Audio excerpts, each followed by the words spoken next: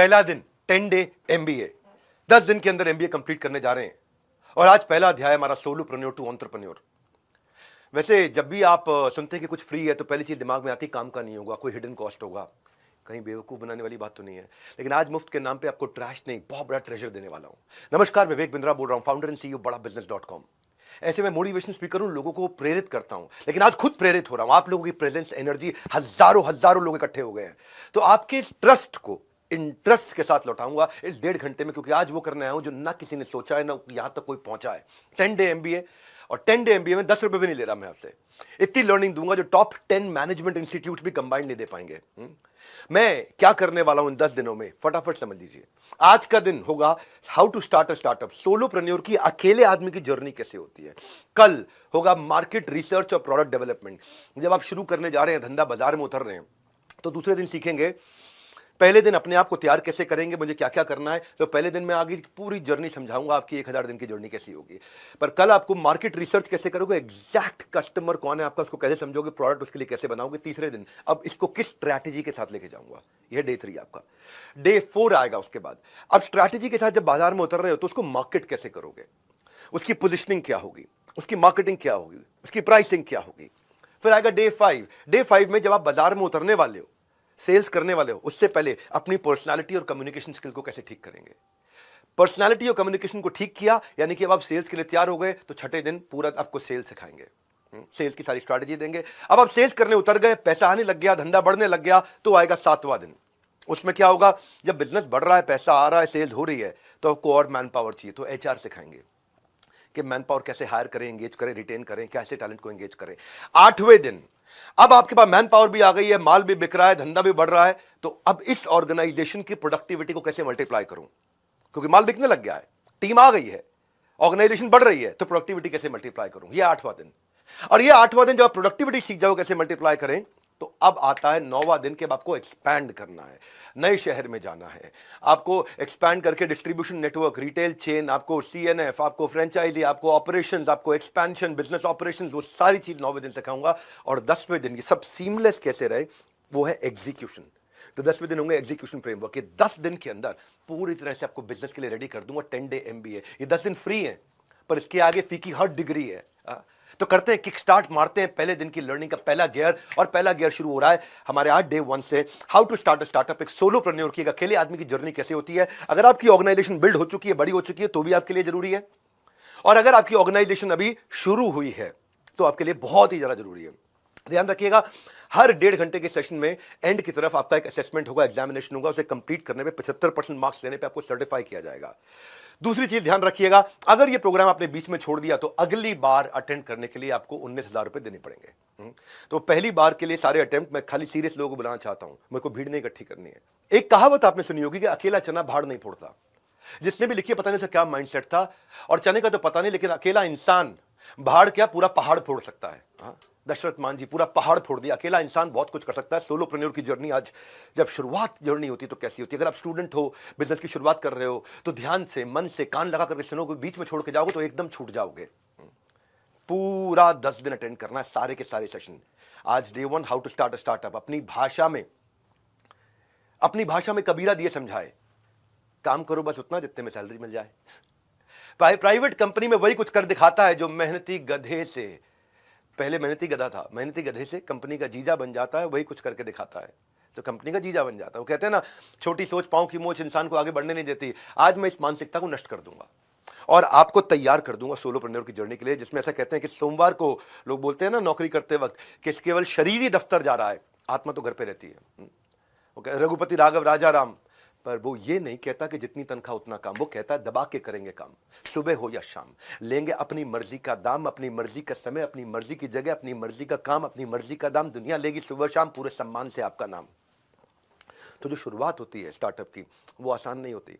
Freelance की तरह शुरू करते हो, अकेले शुरू करते हो, बड़ा अंडररेटेड प्रोफेशन है। लेकिन जो लोग वास्तव में फ्रीलांसर नहीं है, उनको लगता है कि फ्रीलांसर बेचारा बेरोजगार है, पर सच्चाई ये है कि स्टार्टअप एक बहुत ही स्ट्रेस का और लोनलीनेस का एक एक्सपीरियंस है, अकेलेपन का एक्सपीरियंस है। वो तूफान में इसको पलना पड़ता है। कहते हैं ना, जो तूफानों में पलते जा रहे हैं वही दुनिया बदलते जा रहे हैं। तो as a freelancer, as a solopreneur, no matter what you do, लोग आपको शुरू में जज करेंगे, आपको इग्नोर करेंगे, आप पे हंसेंगे, आपका मजाक उड़ाएंगे, आपसे जेलस होंगे। आज तो इस पे हंस रहे हैं जो, वो कल तेरा गुणगान करेंगे, करके देखा कोई कमाल, लोग तो इस पे अभिमान करेंगे। छोटे बदलाव से शुरुआत होगी और वही बड़ी कामयाबी का हिस्सा बनेगा। सो लेकर आया हूं फिर से आपकी काम की बात। सुन, ध्यान से सुनना मेरी बात, इसका कोई नहीं है रिपीट टेलीकास्ट, है रिपीट टेलीकास्ट, पेमेंट करना पड़ेगा। मैं हमेशा फ्री देना चाह रहा हूं, सबको फ्री देना चाहता हूं। अगर आप सीरियस नहीं हो तो आपके लिए काम का नहीं है, आपको पेमेंट करना पड़ेगा। बहरहाल आज 20 चैप्टर्स ले रहा हूं मैं। आज सोलोप्रेन्योर की जर्नी के पहला चैप्टर है, हमेशा शुरुआत अकेले फ्रीलांसिंग से होती है, लेकिन उसकी प्लानिंग करनी होती है। ऐसा नहीं कि उठाया बंदूक, गोली मार दिया, उसके बाद निशाना लगाया। पहले रेडी होगा, फिर एम करेगा, उसके बाद शूट करेगा। लोग क्या करते हैं, शूट पहले करते हैं और एम बाद में लगाते हैं। 90% लोग ऐसे ही बाजार में उतर जाते हैं। तो मैं आपको, मन का काम और मन के मुताबिक इनकम, ये पेयर बहुत रेयर है। ये पेयर बहुत रेयर है कि मन का काम भी हो और मन के मुताबिक इनकम भी हो। मेरे मन में क्या है और मेरी इनकम में क्या है, दोनों मिल जाए, ये बहुत रेयर पेयर है। तो अगर फ्रीलांसर बन के मन का काम ढूंढना है तो पहले अपने अंदर कुछ बातें ढूंढो। पहली चीज, मैं क्यों शुरू कर रहा हूं, अपना गोल पहचानो, चाहिए क्या मुझे, क्योंकि जो अपने लक्ष्य में खो गया वो सफल हो गया। तो फ्रीलांसिंग अकेले शुरू करना एक स्टेपिंग स्टोन है। 10 डे MBA, 10 दिन में मजा आने वाला है। बहुत डिटेल तक ले जाऊंगा, पूरी जर्नी 10 दिन में बिल्ड होगी। लक्ष्य जितना बड़ा होगा उतना बड़ा बलिदान चाहिए, जिद चाहिए, जुनून चाहिए, दृढ़ निश्चय का स्वाभिमान चाहिए। सो काम, अब इसमें जो मानसिकता मैं आज तोड़ रहा हूं, ये पहले अध्याय के पहले चैप्टर में, 20 चैप्टर में से, वो ये है कि जो ऐसी बिल्कुल रॉटन मानसिकता होती है ना कि काम करो या ना करो, काम की फिक्र करो, और फिक्र करो या ना करो पर बॉस के आगे उसका जिक्र करो, जो काम करे उसकी उंगली करो, जो काम ना करे उसकी चुगली करो। इस मानसिकता को तोड़ के शुरुआत कहां से करोगे आप अपने सपने और अपनी रियलिटी का मैच करोगे। आपकी एस्पिरेशन और आपका एक्शन, मुझे जाना यहां है, तो उस दिशा का वेक्टर को डिसाइड करोगे, उस दिशा को तैयार करोगे। आप जब सपना देखोगे ना, मुश्किलें हजार आएंगी, लेकिन बहुत खूबसूरत वो दिन होगा जब कामयाबी शोर मचाएगी। दूसरी चीज ये देखो कि मेरी स्ट्रेंथ कहां पे है। अगर आप कहीं फुल टाइम नौकरी कर रहे हो, कुछ भी कर रहे हो, एक थोड़ा समय निकाल करके चेक करो कि मुझे कौन से स्किल को अपग्रेड करना है, और जो स्किल मेरा अच्छा है, जिसके लिए मुझे बाजार में प्राइस मिल सकता है। हर स्किल का प्राइस नहीं मिलता, और जिसका प्राइस मिलता है कई बार मेरे पास वो स्किल नहीं होता। हाँ, तो कहाँ जाना है आपको स्किल बिल्डिंग के लिए, आपको किसके पांव छूने हैं, कहां सर झुकाना है, ये हुनर आपके अंदर आ जाए तभी आपका जमाना है। ज्ञान प्राप्त करने के लिए किसके पास जाना है, इसको थोड़ा सा समझना है। जब आप बाजार में उतरोगे तो शुरुआत में जब आप करते हो, आपके पास टाइम लिमिटेड है, टीम नहीं है आपके पास, टेक्नोलॉजी नहीं है आपके पास, ट्रेनिंग नहीं है आपके पास। तो शुरुआत में आपको समझना चाहिए, जब आप, अगर आप प्राइस घटा रहे हो तो कस्टमर बढ़ाना है, प्राइस बढ़ा रहे हो तो कस्टमर घटाना है, दोनों में क्या करना है, टाइम बड़ा लिमिटेड है, इसको कैसे लेके जाना है। तो शुरुआत में अपने लिए लिस्ट बना लो, दो साइड की। एक साइड जो स्किल आपके पास है और आपको बहुत पसंद भी है, और एक साइड जो स्किल आपके पास है लेकिन आपको पसंद नहीं, आप एंजॉय नहीं करते, उसको यूज ही नहीं करते। एक थोड़ा सा अपने आप को पहचानना है, इस समय थोड़ा इंट्रोस्पेक्शन का टाइम है। कई बार क्या होता है, जो बेस्ट पेइंग स्किल है, जिसके लिए बाजार में बहुत पैसा मिलता है, वो कई बार आपको पसंद नहीं होता इतना। तो पहले पहचानो कि आपका टॉप स्किल कैसे, कौन सा है। अच्छा, पहचानेंगे कैसे, आपको पहचानने का तरीका बताता हूं। आप बोलो मैं तो नया हूं, मुझे पता ही नहीं मेरे पास क्या स्किल है। याद करो कि कौन से काम को करने में आपको बहुत मजा आया था। आपने या तो उसको बहुत तेज किया, बहुत एफिशिएंसी के साथ किया, या कोई बड़ी अचीवमेंट निकाल दिया अपने उस काम में। याद करो, जरूरी नहीं आपको उसका पैसा मिला था उस दिन, पर उस काम को करते हुए क्या कुछ पैसा बचाया था आपने, कमाया नहीं पूछ रहा हूं, कुछ अपने खर्चा घटा दिया था, उस काम को इतने बढ़िया से कर दिया, या बाई चांस आपने कहीं छोटी सी कोई कमाई भी कर ली उसके कारण, या कोई ऐसा आपके साथ हुआ कि आपको नए कस्टमर अचानक मिलने लग गए कि भाई मैं आपके साथ काम करना चाहता हूं, या आपने कोई नया बाजार ढूंढ लिया था, या कोई आपने वोट्स जीत लिए थे, या कोई अवार्ड जीत लिया था। कोई ऐसा काम, कोई ऐसी चीज जो आपको याद आ रही है आपके एक्सपीरियंस में, वहां से हम शुरुआत कर रहे हैं। क्या आपने ऐसा किया कि सब कुछ आपके अगेंस्ट था लेकिन फिर भी आपने डिलीवर कर दिया, कोई ऐसी चीज याद करो। क्या इसने कुछ ऐसा, आपने कोई ऐसा रिजल्ट कभी प्रोड्यूस किया है कि सब कुछ मेसी था, खराब था, सड़ा हुआ था, लेकिन सब मिस्टेक्स हो रही थी पर आपने लाके ठीक कर दिया उसको। कोई ऐसा दिन याद आ रहा है आपको? वहां से शुरुआत करते हैं। आपको देखो क्या चीज आपको पढ़ने देखने में बहुत अच्छा लगता है, इंस्टाग्राम में क्या चीज देखने में पसंद आता है, यूट्यूब पे वो कहते हैं कि परिंदों को मंजिल मिलेगी यकीनन, ये फैले हुए उनके पर बोलते हैं। अक्सर वो लोग खामोश रहते हैं जमाने में जिनके हुनर बोलते हैं। तो सबसे पहले आपके टॉप स्किल जो है ना, वो आपको रेपुटेशन देंगे, वो आपके मार्केटिंग मैसेज में जाएंगे आगे चल के, आपको उससे अच्छी प्राइसिंग मिलेगी। स्किल कुछ भी हो सकता है, मैं तो वैसे ही बोल रहा हूँ, कुछ उदाहरण दे देता हूँ। कोई एडिट करने का स्किल है, कुछ लिखने का स्किल है, कोई प्रोजेक्ट डेवलपमेंट का है, कोई पढ़ाने का है, राइटिंग, पब्लिशिंग, प्रूफ रीडिंग, कुछ भी, बहुत तरह के स्किल है, हर तरह के स्किल है। इसके ऊपर मैंने पूरा वेबिनार किया हुआ है। शुरुआत यह है कि मुझे ढूंढना है मुझे स्पेशलाइज किस में होना है, बिकॉज स्पेशलाइजेशन हाइटन्स रेप्यूटेशन। मुझे स्पेशलाइजेशन चाहिए किस में, कि जो बेस्ट स्पेशलिटी है, जहां पे आपका स्किल और पैशन इंटरैक्ट करेगा, तो आपके जुनून का नतीजा जरूर निकलेगा, और हुनर जो आपके अंदर है उसके समंदर से नूर निकलेगा। तो आपको क्या करना है, अब आप थोड़ा स्वॉट की तरफ चलो। स्वॉट क्या होता है? एक होता है स्ट्रेंथ वीकनेस जो होती है आपके अंदर, मेरी ताकत क्या है और मेरी कमजोरी क्या है, वो आपके अंदर होती है। एक होता है अपॉर्चुनिटी थ्रेट, वो आपके बाहर होती है। अपॉर्चुनिटी होती है कहां पे कस्टमर है, थ्रेट होता है कहां कॉम्पिटिटर है, ये बाहर है। दो चीजें, आपकी ताकत आपकी कमजोरी अंदर है, और अपॉर्चुनिटी थ्रेट वो बाहर है। तो स्ट्रेंथ वीकनेस अपॉर्चुनिटी थ्रेट, थोड़ा इसको यहां से हम शुरू करेंगे अपना एमबीए। ताकि मैं एमबीए को थ्योरेटिकल नहीं रखना चाहता, मैं चाहता हूं आपकी प्रैक्टिस में आ जाए।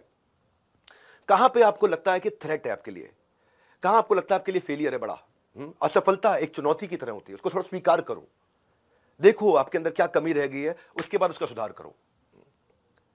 हमें अब हमने थोड़ा स्पॉट करने के बाद अब आप लिखना शुरू करोगे। आपको मैनुअल दिया हुआ साथ साथ, उस मैनुअल का प्रिंट आउट निकाल लिया होगा आपने, नहीं निकाला तो प्रिंट आउट निकाल के रेडी रहिए, हमेशा मोबाइल सामने रखिए, नोट्स बनाते जाइए। अब आपको देखना है कि मुझे इंप्रूव किसको करना है, क्योंकि ब्यूटी क्या है, इंटरनेट पे आपको आज बहुत कुछ मिल रहा है सीखने के लिए। चाहे कोई भी कोर्स ज्वाइन करो जो आपके काम का है, जितना सारा जानोगे आप, जितना उसके बारे में जान जाओगे, उतने वैल्यूएबल बनते चले जाओगे, और जितना वैल्यूएबल बनोगे उतनी ज्यादा आपको वैल्यूएबल मिलेंगे, वैल्यूएबल्स मिलेंगे। यानी कि आपका प्राइस आप इंक्रीज कर सकते हो with extra knowledge that you have.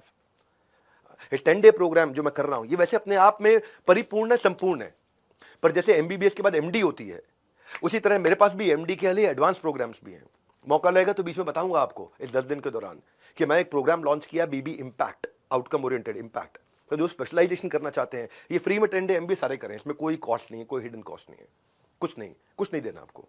आपको बस पूरा अटेंड करके एग्जाम पास करना है और सर्टिफिकेट लेना है। इसके बाद अगर आपको और कुछ चाहिए, मुझसे सीखना चाहते हैं एंटरप्रेन्योरशिप, तो मैं आपको बीबी इंपैक्ट के बारे में बताऊंगा। चलता हूं दूसरे अध्याय पे। अब आपने आइडेंटिफाई किया अगर कि मैं क्या करने वाला हूं, तो अब आपको एक छोटे ऑफिस की तैयारी करनी है। कोवर्किंग स्पेस होगा, क्या होगा, आपको क्या मंच, जहां से आप शुरुआत करने जा रहे हो। अपने घर के अंदर एक कमरा ले सकते हो, वहां शुरू कर सकते हो, बाहर जा सकते हो जहां पे आप ऑफिस का एनवायरनमेंट मिल जाए आपको। अपने हौसलों के बल पर हम अपनी प्रतिभा दिखा देंगे, भले कोई मंच ना दे हमको, हम अपना मंच खुद ही बना लेंगे। तो जब आप स्पेस लेने जा रहे हो तो चेक करो आपका बजट आप अफोर्ड कर सकते हो। अकाउंटेंट, फाइनेंशियल एडवाइजर से अपनी बजटिंग कर लो साल भर की, के लिए अच्छे सीए के साथ बैठ करके, अच्छे क्या सिंपल से सीए के साथ में बैठ के साल भर की बजटिंग कर लो। मिनिमम डिपॉजिट अभी कितना चला जाएगा फ्रंट, क्योंकि कोई भी जगह रेंट पे लेते हो तो मिनिमम डिपॉजिट जाता है। और अगर आपको वो लीज कंटिन्यू नहीं करनी, अगर एग्जिट करना है, तो कितना पहले उसको एडवांस में नोटिस देना पड़ेगा, ताकि आपका पैसा कम से कम कटे। जितनी चीज़ें हो सके कोवर्किंग स्पेस से शुरू कर लो, कहीं से शुरू कर लो। शुरुआत में ज़्यादा खर्चा मत करो। जो चीज़ें हो सकती हैं शुरू में मैन पावर हायर मत करो, आउटसोर्स करो बिगिनिंग में।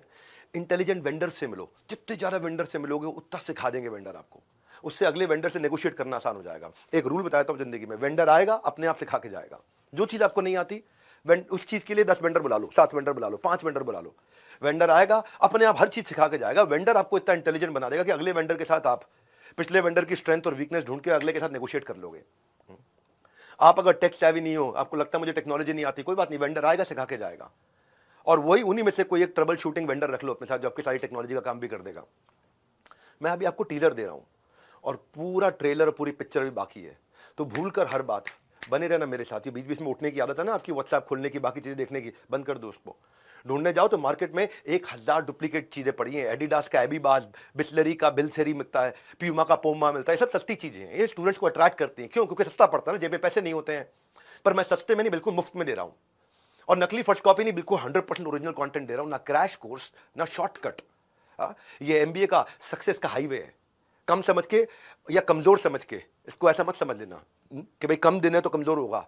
छोटी बुलेट होती है ना, वो बुलेट छोटी इंसान का शरीर फाड़ देती है। मैं उसी छोटी सी बुलेट में 10 दिन के अंदर इतनी स्पीड से आऊँ, इतनी स्पीड से पढ़ाऊंगा, लाइफ टाइम की लर्निंग छोड़ के जाऊंगा आपके लिए। अब मैं चलता हूं, आपको ऑफिस सेटअप की कुछ बेसिक बात करी। प्रायोरिटी मैनेजमेंट, तीसरा चैप्टर मेरा, 20 चैप्टर ले रहा हूं। प्रायोरिटी का मतलब है सब कुछ नहीं करना है, वही करना है जो आपके गोल स्टेटमेंट को कंट्रीब्यूट करता हो। हर रोज अपनी 1 या 2 बड़ी प्रायोरिटी डिफाइन करके चलनी है कि आज के दिन मैं ये अचीव करके छोड़ूंगा। हाँ, क्योंकि थॉट प्रोसेस अपना बदलो, लेजीनेस हटाओ अपनी। लेजीनेस कहाँ होती है? ज्यादा काम करने से मैं नहीं बोल रहा कि आप एफिशिएंट हो गए। प्रायोरिटी क्या है जो सबसे बड़ा इंपैक्ट लाएगी? नहीं तो क्या है, जो एम्प्लॉयज की क्या मेंटालिटी रहती है, कई बार काम करो, बने रहो पगला, काम करेगा अगला, बने रहो कूल, सैलरी मिलेगी फुल। ये सब मानसिकता को तोड़ेंगे। अपनी एक या दो प्रायोरिटी रोज की बनानी है, सिमिलर तरीके के नेचर के काम को इकट्ठा कर लो और रोज शाम को छोटा सा रिव्यू करो अपना कि आज मैंने क्या अचीव किया, अपने गोल के कितना नजदीक गया हूं मैं। बीच बीच में मैं क्या करता हूं, जब मैं लैपटॉप पे काम कर रहा होता हूं ना, अपनी प्रेजेंटेशन फाइनल करता हूं, तो मैं चार्जर हटा देता हूं लैपटॉप का कि इसकी बैटरी खत्म होने से पहले काम खत्म कर लूं। उससे क्या रहता है कि मेरी स्पीड बनी रहती है, अरे बैटरी खत्म होने वाली, जल्दी करो जल्दी करो। वाईफाई बंद कर देता हूं। क्यों वाईफाई बंद करता हूं? कोई नोटिफिकेशन ना आए, डिस्टर्ब ना करें। तो अपनी डेडलाइंस तो कमिट हो जाओ, प्रायोरिटी डिसाइड कर लो, टाइम ट्रैकर रखो अपने पास कि करंट में मैं कितना टाइम यूज कर रहा हूं और आइडियली मुझे कितने टाइम में खत्म करना चाहिए। आजकल इस काम को कितनी देर में करता हूं, करना कितनी देर में चाहिए, अपना टाइम ट्रैकर रखो अपने पास। पहले दिन ही बता रहा हूं आपको सोलोप्रेन्योर से कैसे खुद को बिल्ड करें। अगले 9 दिन में 9 टॉपिक दूंगा आपको आगे चल के। मैं आपको मार्केट रिसर्च, प्रोडक्ट डेवलपमेंट सब बताया मैंने आपको, पूरा का पूरा 9 दिन में पूरी जर्नी बिल्ड करूंगा। तो अब आपने एक अपने स्किल सेट को पहचाना, प्रायोरिटीज को पकड़ना शुरू किया, ऑफिस की तैयारी करनी शुरू करी। अभी कस्टमर को पहचानना है आपको, कस्टमर को सेगमेंट करना है। इसके ऊपर कल का पूरा 1.5 घंटा इसी पे है, मार्केट सेगमेंटेशन पे, कि मार्केट रिसर्च के ऊपर, प्रोडक्ट डेवलपमेंट के ऊपर। पर थोड़ा भी आप समझो कि स्टार्टअप की सक्सेस जो शुरुआत होती है ना, वो आपकी आंखों से नहीं, कस्टमर की आंखों से कैसा दिखता है उस तरह शुरुआत होती है।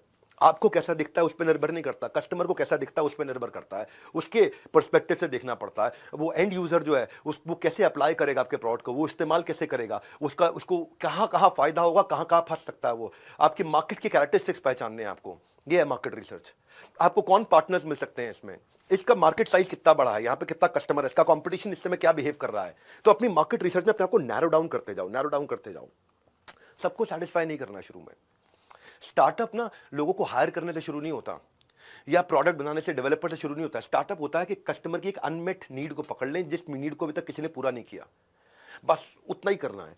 सबको बेचना और सस्ता बेचना, ये दोनों गलत मानसिकता है। सब मेरे कस्टमर है, गलत मानसिकता है। सस्ता बेचना है, गलत मानसिकता है। सेलिंग टू एवरीवन और सेलिंग चीप, ये दोनों चीजें हटा करके आपको प्रीमियम कैसे प्राप्त होगा, इन 10 दिनों में आप इस एमबीए में सीखोगे, 10 डे एमबीए में।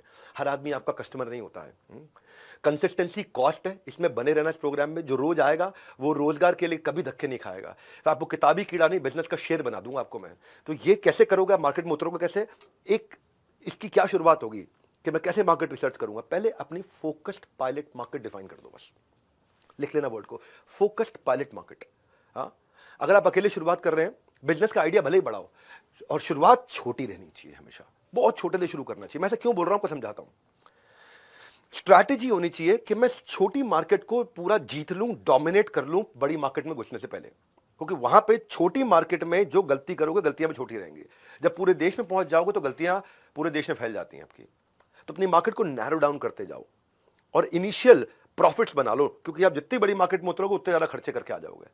तो मल्टीपल मार्केट सेगमेंट को जब आप इग्नोर करना सीख गए ना, कि मैं बस ये लोग हैं, ये रीजन है, ये प्रोफाइल है मेरे कस्टमर का, इन पे फोकस करना है, तो क्या करोगे आप वैल्यू क्रिएट करने लग जाओगे। अब वहां फोकस होगा, नहीं तो मैं इधर कैसे जाऊं, उधर कैसे जाऊं, यहां दुकान कैसे खोलूं, वहां कैसे पहुंचूं। छोटे एरिया को डोमिनेट करो, छोटी मिस्टेक्स करो शुरू में।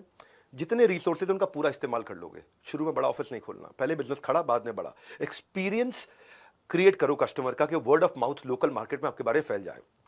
मत घबराओ size of the focus pilot market से, छोटा ही है, जितना छोटा है उतना बढ़िया, स्मॉलर द बेटर। तो ये शुरुआत है आपकी। फोकस पायलट मार्केट ढूंढूंगा मेरी क्या है, कैसे मिलेगा ये फोकस पायलट मार्केट। मैं आपको 6 सवाल दे रहा हूं। फोकस पायलट मार्केट क्या होता है समझो। पहला सवाल, क्या जिस कस्टमर के पास जा रहा हूं मैं, वो कस्टमर वेल फंडेड है, उसके पास पैसा है मुझे देने के लिए, या ऐसा बंदा है जिसके लिए मुझे मेहनत बहुत करनी है लेकिन उसके पास बजट ही नहीं है। जो आपने अपना कस्टमर प्रोफाइल बनाया ना। दूसरा, क्या मैं या मेरा सेल्स के जो भी छोटी टीम है वो वहां तक पहुंच सकती है आसानी से। तीसरा, फोकस पायलट मार्केट कैसे डिफाइन कर रहे हो। हाँ, नोट्स दिए आपको, मैनुअल दिया है, मैनुअल में भी नोट्स है आपके पास में।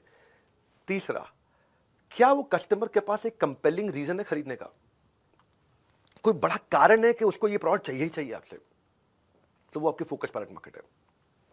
चौथा, क्या आपको कोई पार्टनर की जरूरत पड़ने वाली है वहां तक बेचने के लिए। पार्टनर मतलब चाहे डिस्ट्रीब्यूटर हो, सीएनएफ हो, रिटेलर हो, फ्रेंचाइजी हो, या किसी प्रकार का कोई भी इंडिपेंडेंट कंसल्टेंट हो, कोई एफिलिएट हो, कोई सोशल मीडिया चैनल्स हो, कोई और इन्फ्लुएंसर हो, क्या किसी की कोई इसमें मदद कर सकता है आपको वहाँ पहुँचने में? 5वां, इसमें क्या कोई एंट्री बैरियर है या कंपटीशन जब मर्जी घुस जाएगा इसमें?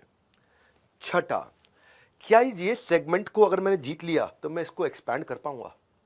अगर ये 6 आंसर हैं यस, क्या आपको हाँ इसके आंसर मिल रहे हैं पॉजिटिव डायरेक्शन में, तो अब आपकी फोकस पायलट मार्केट बनने लग गई है। जैसे मैं बताता हूँ, जेफ बेजोस की अमेजॉन की फोकस पायलट मार्केट पहले बहुत छोटी थी। एग्जाम्पल से सीखो आप, वो क्या फोकस पायलट मार्केट थी? खाली बुक्स, किताबें किताबें किताबें किताबें। 90s में चालू किया, किताबें बेचनी थी बस, खाली ऑनलाइन किताबें बेचते थे वो। तो अमेजॉन ने फोकस पायलट मार्केट को जीतने के बाद में एडजेसेंट कैटेगरी में एंटर किए थे, वो उसका फाउंडेशन बन गया था। उसके बाद दूसरी प्रोडक्ट कैटेगरी आई, इलेक्ट्रॉनिक आया, फैशन आया, ग्रोसरी आया, सब कुछ आया, मल्टी बिलियन डॉलर कंपनी हो गई अमेजॉन। लेकिन शुरू फोकस पायलट मार्केट से किया। टिंडर एक डेटिंग ऐप होती है, टिंडर ये 2012 में लॉन्च हुई, पर फोकस पायलट मार्केट क्या थी कि खाली वेस्ट कोस्ट के कॉलेज स्टूडेंट्स के साथ शुरू करेंगे और उनके साथ टेस्ट करके अपने प्रोडक्ट को इंप्रूव कर लेंगे। कॉलेज की पॉपुलेशन में टेंडर ने कॉलेज के ही बच्चों को हायर किया, कॉलेज कैंपस रिप्रेजेंटेटिव्स की तरह, और उनसे ऐप्स डाउनलोड कराई अपने पीयर्स में और बताया कि कॉलेज पार्टी ऑर्गेनाइज करेंगे, लेकिन अगर टिंडर ऐप है तो आप आ सकते हो, नहीं तो नहीं आ सकते। धीरे धीरे धीरे धीरे धीरे धीरे फोकस पायलट मार्केट के बाद में वो एक्सपैंड किया। हर ऑर्गेनाइजेशन करती है। एक जॉब सर्च की बड़ा प्रोमिनेंट पोर्टल है कॉल्ड लिंक्डइन, सब जानते हैं लिंक्डइन। लिंक्डइन ने शुरू में किस पे फोकस किया? जिसको नौकरी चाहिए? नहीं, जिसको नौकरी देनी है, यानी कि रिक्रूटर पे फोकस किया, यानी कि एचआर हेड पे फोकस किया। जितने ज्यादा रिक्रूटर आ गए, बाकी सब के सब जॉब ढूंढने वाले अपने आप पहुंच गए। तो उन्होंने एक फोकस पायलट मार्केट डिसाइड करी, बाद में पॉजिटिव वर्ड स्प्रेड हो जाता है। सो अभी मैं आपको पहली खुराक दे रहा हूं, लर्निंग की पूरी संजीवनी बूटी अभी दूंगा। थ्योरी में जो प्रैक्टिकल का तड़का लगाऊंगा, बहुत स्किल्स होंगे, ग्रेट, आपकी प्रोफाइल का बढ़ जाएगा वेट। 10 दिन result completely in.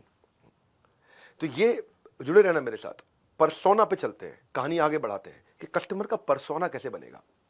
Focus pilot market का परसोना एक मिनी बायोग्राफी होती है रियल यूजर की। उसकी गोल, स्ट्रेंथ, पेन, मोटिवेशन क्या है मेरे कस्टमर के, वो कैसा सोचता है, उसका एक डिस्क्रिप्शन लिखो उस कस्टमर का, साइकोलॉजी लिखो उसकी, बाद में टेक्नोलॉजी बनाओगे। पहले साइकोलॉजी आएगी फिर टेक्नोलॉजी आएगी, याद रखा करो मेरी बातों को, पहले साइकोलॉजी बाद में टेक्नोलॉजी। टेक्नोलॉजी अब ऐप बनाने लगते हो, टेक्नोलॉजी बनाना शुरू करते हो, मोबाइल एप्लीकेशन बनाने, वेबसाइट, जो भी टेक्नोलॉजी था, पहले साइकोलॉजी पकड़ो कस्टमर की कि क्या उससे आपको आपका मार्केटिंग मैसेज समझ में आएगा, आपको समझ में आएगा इन्फ्लुएंसर बायर कंज्यूमर कौन है। ये नॉलेज का खजाना दे रहा हूँ, नॉलेज का खजाना, जानने का कोई एक्सक्यूज मत बनाना। 10 डे MBA, दाम नहीं है लेकिन दम बहुत है। इंटरनेट पर ढूंढने से आपको MBA का कभी ऐसा नहीं मिलेगा ज्ञान, इसीलिए पूरा प्रोग्राम अटेंड कीजिए, क्योंकि बाद में देने पड़ जाएंगे दाम।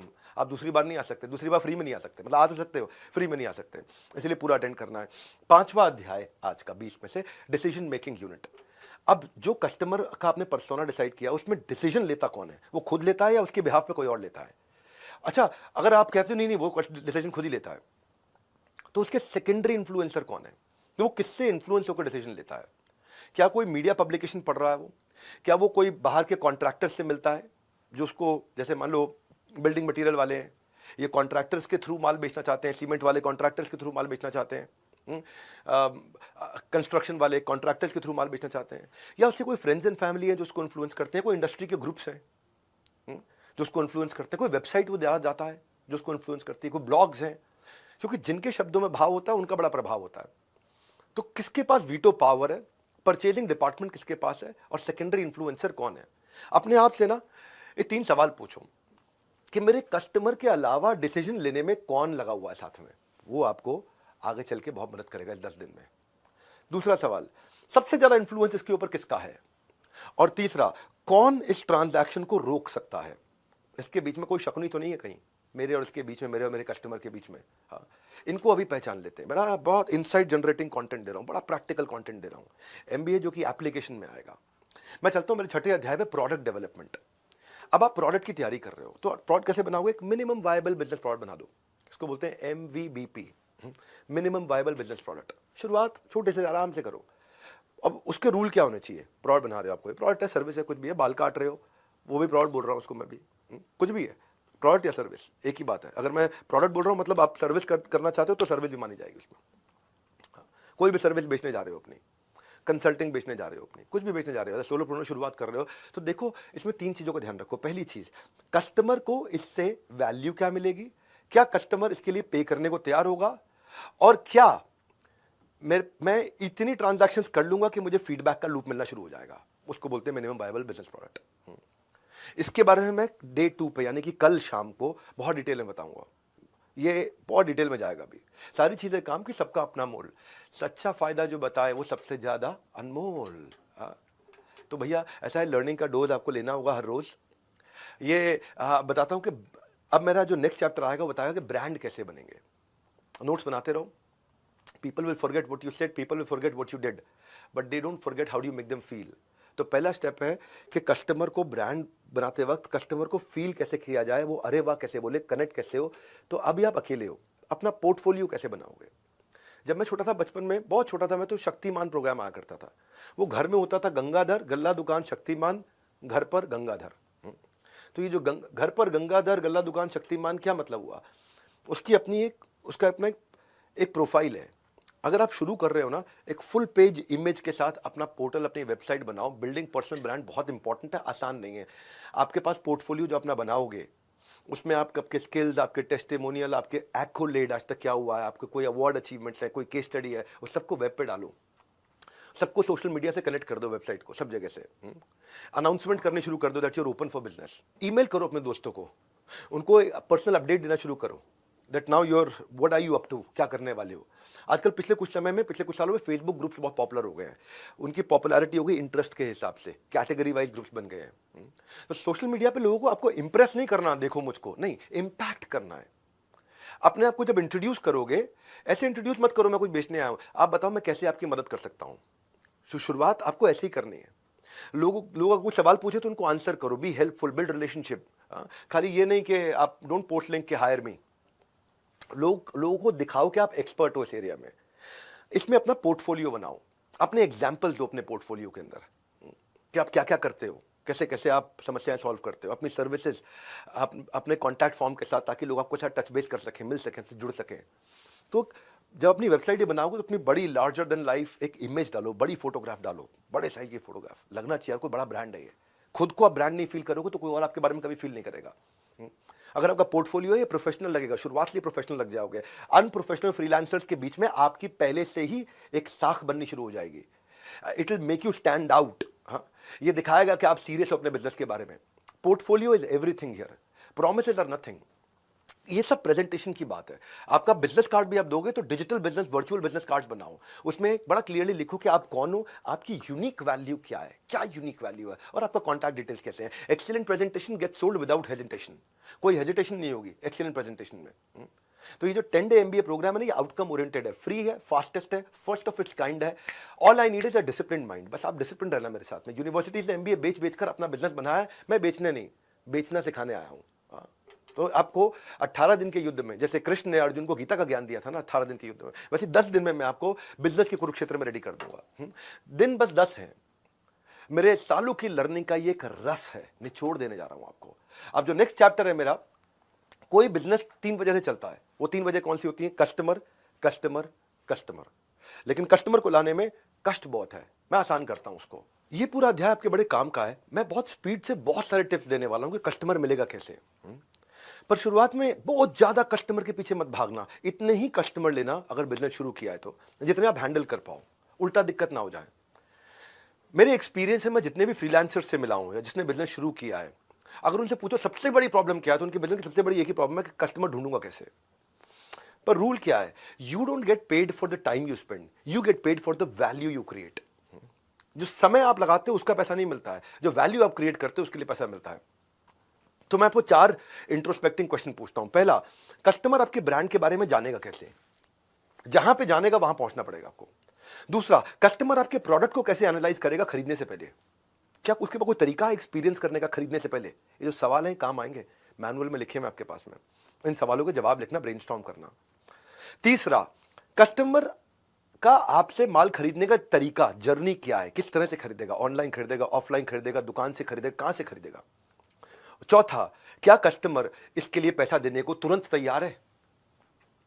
सो customer doesn't care how much you know, he knows how much you care. He doesn't care how much you know, he knows how much you care.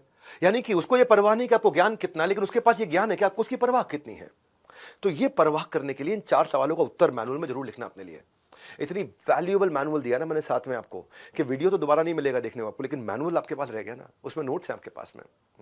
तो जब कंज्यूमर एम्पैथी का एक उदाहरण देता हूं, आप बोल सकते हो कि मेरी स्पेशलिटी में बड़ा डिटेल ओरिएंटेड फ्रीलांस एनिमेटर हूं इस पूरे शहर में, पर कस्टमर क्या कह रहा है, मुझको डिटेल ओरिएंटेड नहीं चाहिए, मुझे चाहिए फास्ट नॉट परफेक्ट। सो अब यू विल क्विकली बिकम, अगर आपने ये सोचा ना कि मैं बड़ा डिटेल ओरिएंटेड हूं, मैं फास्ट नहीं हूं, मैं परफेक्ट हूं, कस्टमर कह रहा है मुझे चाहिए फास्ट, परफेक्ट नहीं चाहिए, तो क्या होगा, आप जल्दी ही बहुत डिटेल ओरिएंटेड बेरोजगार फ्रीलांसर बन जाएंगे। आपको ये समझना है कि जो आपका कस्टमर है उसको स्पीड चाहिए या उसको एफिशिएंसी चाहिए या उसको एक्यूरेसी चाहिए या उसको ब्यूटी चाहिए, उसके लिए इंपॉर्टेंट क्या है, या उसको ड्यूरेबिलिटी चाहिए या उसको लग्जरी चाहिए या उसको अफोर्डेबिलिटी चाहिए, उसको सिंप्लिसिटी चाहिए, उसको अच्छी हेल्थ चाहिए, उसको चाहिए क्या आपके कस्टमर को, उसके लिए इंपॉर्टेंट क्या है, उसको सिक्योरिटी चाहिए, उसको रिलायबिलिटी चाहिए, उसको प्रॉफिटेबिलिटी चाहिए, वो क्या सोचता है। ये चैप्टर इसी के ऊपर है। अब जब आप कस्टमर आपको लाना है और आपने शुरू किया, आपके पास वो तरीका नहीं है, नेटवर्किंग करो, प्रोफेशनल एसोसिएशन ज्वाइन करो, इवेंट ज्वाइन करो, छोटी छोटी टॉक्स दो अपने टॉपिक के बारे में, keep showing up, people will start welcoming you. पहले दिन आपको रास्ता नहीं दिख रहा है मतलब ये नहीं कि वहां नहीं पहुंचोगे, जहां तक रास्ता दिख रहा है चालू करो। अपना माइंडसेट चेंज करो, from what can I get से what can I give. What can I get नहीं रखना, मैं क्या इससे ले सकता हूं, नहीं मैं इसको क्या दे सकता हूं। So don't be one of दोस्त जो खाली तभी फोन करते हैं जब उनको कुछ चाहिए, वो वाले नेटवर्कर भी होते हैं जो नेटवर्किंग करते हैं इसीलिए।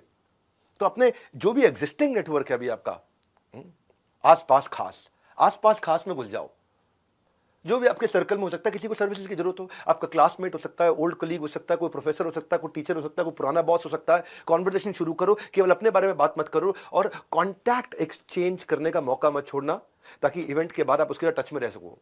सीधा अपना don't ask for the job straight, talk about कि आप कैसे मदद कर सकते हो, उनसे टच में रहो, क्रीपी मत बनो। और खास तौर से जिससे भी आप मिल रहे हो, अगले दिन उसको लिंक्डइन पे नाइस टू मीट यू एक नोट भेजो। और nice to meet you note में देखो, आप ये भी देखना कि हर एक के पीछे नहीं भागना, अपने प्रोस्पेक्ट को चूज करो। ये ध्यान से रखो कि बिजनेस, प्रोफेशन, इंडस्ट्री, कंपनी, कौन किसको आपकी जरूरत पड़ने वाली, उसकी लिस्ट बनाओ, रैंक दो उनको, आइडियल कैंडिडेट का टॉप से लेकर के डाउन तक एक रैंकिंग दो, यार ये सबसे ज्यादा आइडियल कैंडिडेट है मेरे लिए, ये मेरी स्किल के साथ फिटमेंट है, इसकी बहुत अच्छी फिटमेंट है, इनका पे स्केल है, ये मुझे पैसा दे सकते हैं। कुछ होते हैं बिग स्टेबल ऑर्गेनाइजेशन, कुछ होती है मिड साइज बहुत बिजी आगे बढ़ना चाहते हैं, कुछ होती है एकदम स्टार्टअप अभी ग्रो करना है उनको, उनकी रेपुटेशन क्या है, तो वो कहां जाता है कस्टमर, वो क्या कौन सी ऑर्गेनाइजेशन ज्वाइन करता है, वेबसाइट, ब्लॉग क्या देखता है, क्या पढ़ता है। तो ये जब आप करते हो तो अब अपनी प्रेजेंटेशन में ऑब्सेस मत हो जाओ कि मैं पूरी स्क्रिप्ट रट के जाऊंगा, रट के मत जाओ। बस वर्बल मिररिंग करने की जरूरत नहीं है, आपको खाली बस अपने आप को रेडी करके जाना है कि आपके पास अपना पूरा ज्ञान होना चाहिए। और प्रेजेंटेशन के बाद में फॉलो अप करना मत मिस करो, ये मैं सब सेल्स वाले दिन बहुत डिटेल में समझाऊंगा। रितेश अग्रवाल जो है ना ओयो के, पहली फंडिंग के लिए उन्होंने एक इन्वेस्टर का 32 बार फॉलो अप किया था, इसको बोलते हैं फॉलो अप का भूत। क्या तरीका क्या था, would you mind if I checked with you periodically, बस ऐसे ही पूछा था उन्होंने। क्या आप बुरा तो नहीं मानोगे अगर मैं आपसे रेगुलरली पीरियोडिकली आपसे फॉलो अप कर लूं। उसने कहा नहीं कोई बात नहीं, कर लेना मैसेज। क्योंकि अगर आप ऐसी बाल्टी में पानी भर रहे हो जिसमें छेद है, तो जितना मर्जी पानी भर लो सारा पानी निकल जाएगा। तो जब फॉलो अप के 3 स्टेप होते हैं। पहला स्टेप क्या है, जब आप घर जाओ, घर जाते ही जो आपकी बातचीत हुई है उसके साथ में उसके बिजनेस कार्ड पे अपने नोट्स जरूर बना लो। दूसरा, जो भी कॉन्टैक्ट लिस्ट है उसमें नोट्स ऐड कर लो। और तीसरा, आप उसको एक ईमेल करो या मैसेज करो कि आपने उससे क्या सीखा, आपका पॉजिटिव एक्सपीरियंस क्या रहा। बस ये यहां से शुरू करो, इतना शुरू करो कि what was your positive experience about him, what did you learn from him, वो लिखो, एकदम कनेक्ट हो जाएगा। पता होना चाहिए आपको एंटिसिपेटरी कंटेंट, जो काम का कंटेंट है उसके लिए। हाँ। और अगर आप देख रहे हो बिल्कुल जवाब नहीं दे रहा, कभी जवाब नहीं दे रहा, तो then you can stop also, certainly stop. अगर वो बोल देता है कि मेरे से बात मत करो, मुझे कॉल मत करो, तो एकदम रुक जाओ। अब इस सबका आपको ट्रैक रखना है, शुरुआत है ना बिजनेस की, तो फ्री टूल्स मिल जाएंगे इसको ट्रैक रखने के लिए। आप ऐसे नहीं कर पा रहे हो, फ्री टूल्स सीआरएम के मिल जाएंगे आपको, जहां पे आप अपनी कॉन्वर्सेशन को ट्रैक कर सकोगे कि पिछली बारी क्या बात हुई है, नोट्स बना दो वहीं पर। एक सिस्टम मिल जाएंगे आपको, फ्री सीआरएम के टूल्स मिल जाएंगे, क्योंकि आप सोलोप्रेन्योर हो, शुरुआत कर रहे हो, और वहां पे आप मेंटेन कर सकते हो। जैसे अपने फाइनेंशियल रिकॉर्ड मेंटेन करते हो, वैसे ये आपके टाइम और एनर्जी का इन्वेस्टमेंट रिकॉर्ड है। तो बिल गेट्स कहते हैं कि आप कैसे इंफॉर्मेशन को गैदर और मैनेज करते हो वो डिटरमिन करेगा कि आप जीतोगे कि हारोगे। सो इस केस के लिए अब आपको अब ये करते वक्त सीआरएम में और लोगों को पास जाने में कंसिस्टेंसी रखनी है। जैसे किसी के पास अगर नौकरी नहीं है ना, तो उसको नौकरी ढूंढने को नौकरी की तरह करना पड़ता है कि मैं सवेरे 9 से लेकर शाम 6 बजे तक खाली नौकरी ढूंढूंगा, ये मेरी नौकरी है। अभी इतनी कंसिस्टेंसी चाहिए आपको, क्योंकि कंसिस्टेंसी आपके एवरेज को एक्सीलेंस में कन्वर्ट करेगी। रिजल्ट पर नहीं, रूटीन पर फोकस करना है आपको कि मैं रूटीन के साथ इतने कस्टमर के पास जाऊंगा, कंसिस्टेंट रहूंगा, कंक्लूजन मिलेगा, कैजुअल रहूंगा, कंफ्यूजन मिलेगा। शुरू में अपने कॉमन कनेक्शंस बिल्ड करो ना। कोई भी सेम स्कूल के थे, सेम प्रोफेशनल ग्रुप के थे, सेम प्लेस ऑफ वर्शिप, एक जैसे मंदिर जाते हैं, एक जैसे गुरुद्वारे जाते हैं, सेम तरह का गोल है, सेम तरह की सोशल सर्विस करते हैं, सेम तरह की कोई समाज सेवा करते हैं। और जब आप उनसे मिलोगे, उनको जो जो आपके पास किसी भी प्रकार की अथॉरिटी है उसको जरूर प्रोजेक्ट कर देना। अथॉरिटी समझ तो जैसे जैसे हॉस्पिटल जाओ या कहीं डॉक्टर के क्लिनिक जाओ तो वहां पे अपनी डिग्री जरूर डिस्प्ले करता है, वो उसकी अथॉरिटी है, तो डिग्री डिस्प्ले कर रहा है, प्रमोट कर रहा है उनकी अथॉरिटी को। हाँ, तो आपका रिज्यूमे, वेबसाइट, आपका बायो, पोर्टफोलियो, आपके क्लाइंट लिस्ट, आपके कोई भी प्रोफेशनल टाइटल है, आपकी कोई मेंबरशिप्स है, सर्टिफिकेशंस हैं, कोई स्पेशल ट्रेनिंग है, कोई अवार्ड्स हैं, वो आपकी अथॉरिटी को डिफाइन करते हैं। सो आप अपने ट्रस्टेड इनर सर्कल को बिल्ड करके वहां पे, जिसमें जैसे आप कोई फेलो फ्रीलांसर है, कोई और बडी है, कोई रिलेटिव मेंटर है आपका, वहां से शुरुआत करो। नहीं मिलती जॉब पोर्टल्स पे जाओ, वहां आपको रिक्वायरमेंट्स मिल जाएंगी। नहीं मिलता आपको तो बाकी फ्रीलांसर और एंटरप्रेन्योर से पार्टनरशिप करो कि भाई मैं तुझे दे दूंगा लीड, कोई तू मुझे लीड दे दे, तेरा बिजनेस अलग है, मेरा अलग है। मैं शादी के कार्ड छापता हूं, तू शादी में बैंड बाजा बजाता है, तेरा बैंड बाजा वाले धंधा मैं नहीं कर सकता, शादी का कार्ड छापने का धंधा तू नहीं कर सकता। मैं तुझे लीड देता हूं, तू मुझे लीड दे, हम आपस में कुछ शेयर कर लेंगे। आपकी इंडस्ट्री की न्यूज जो छप रही है उसके लिए गूगल पे अलर्ट डाल दो कि आपकी इंडस्ट्री की न्यूज आएगी तो वो अलर्ट आपको मिल जाए।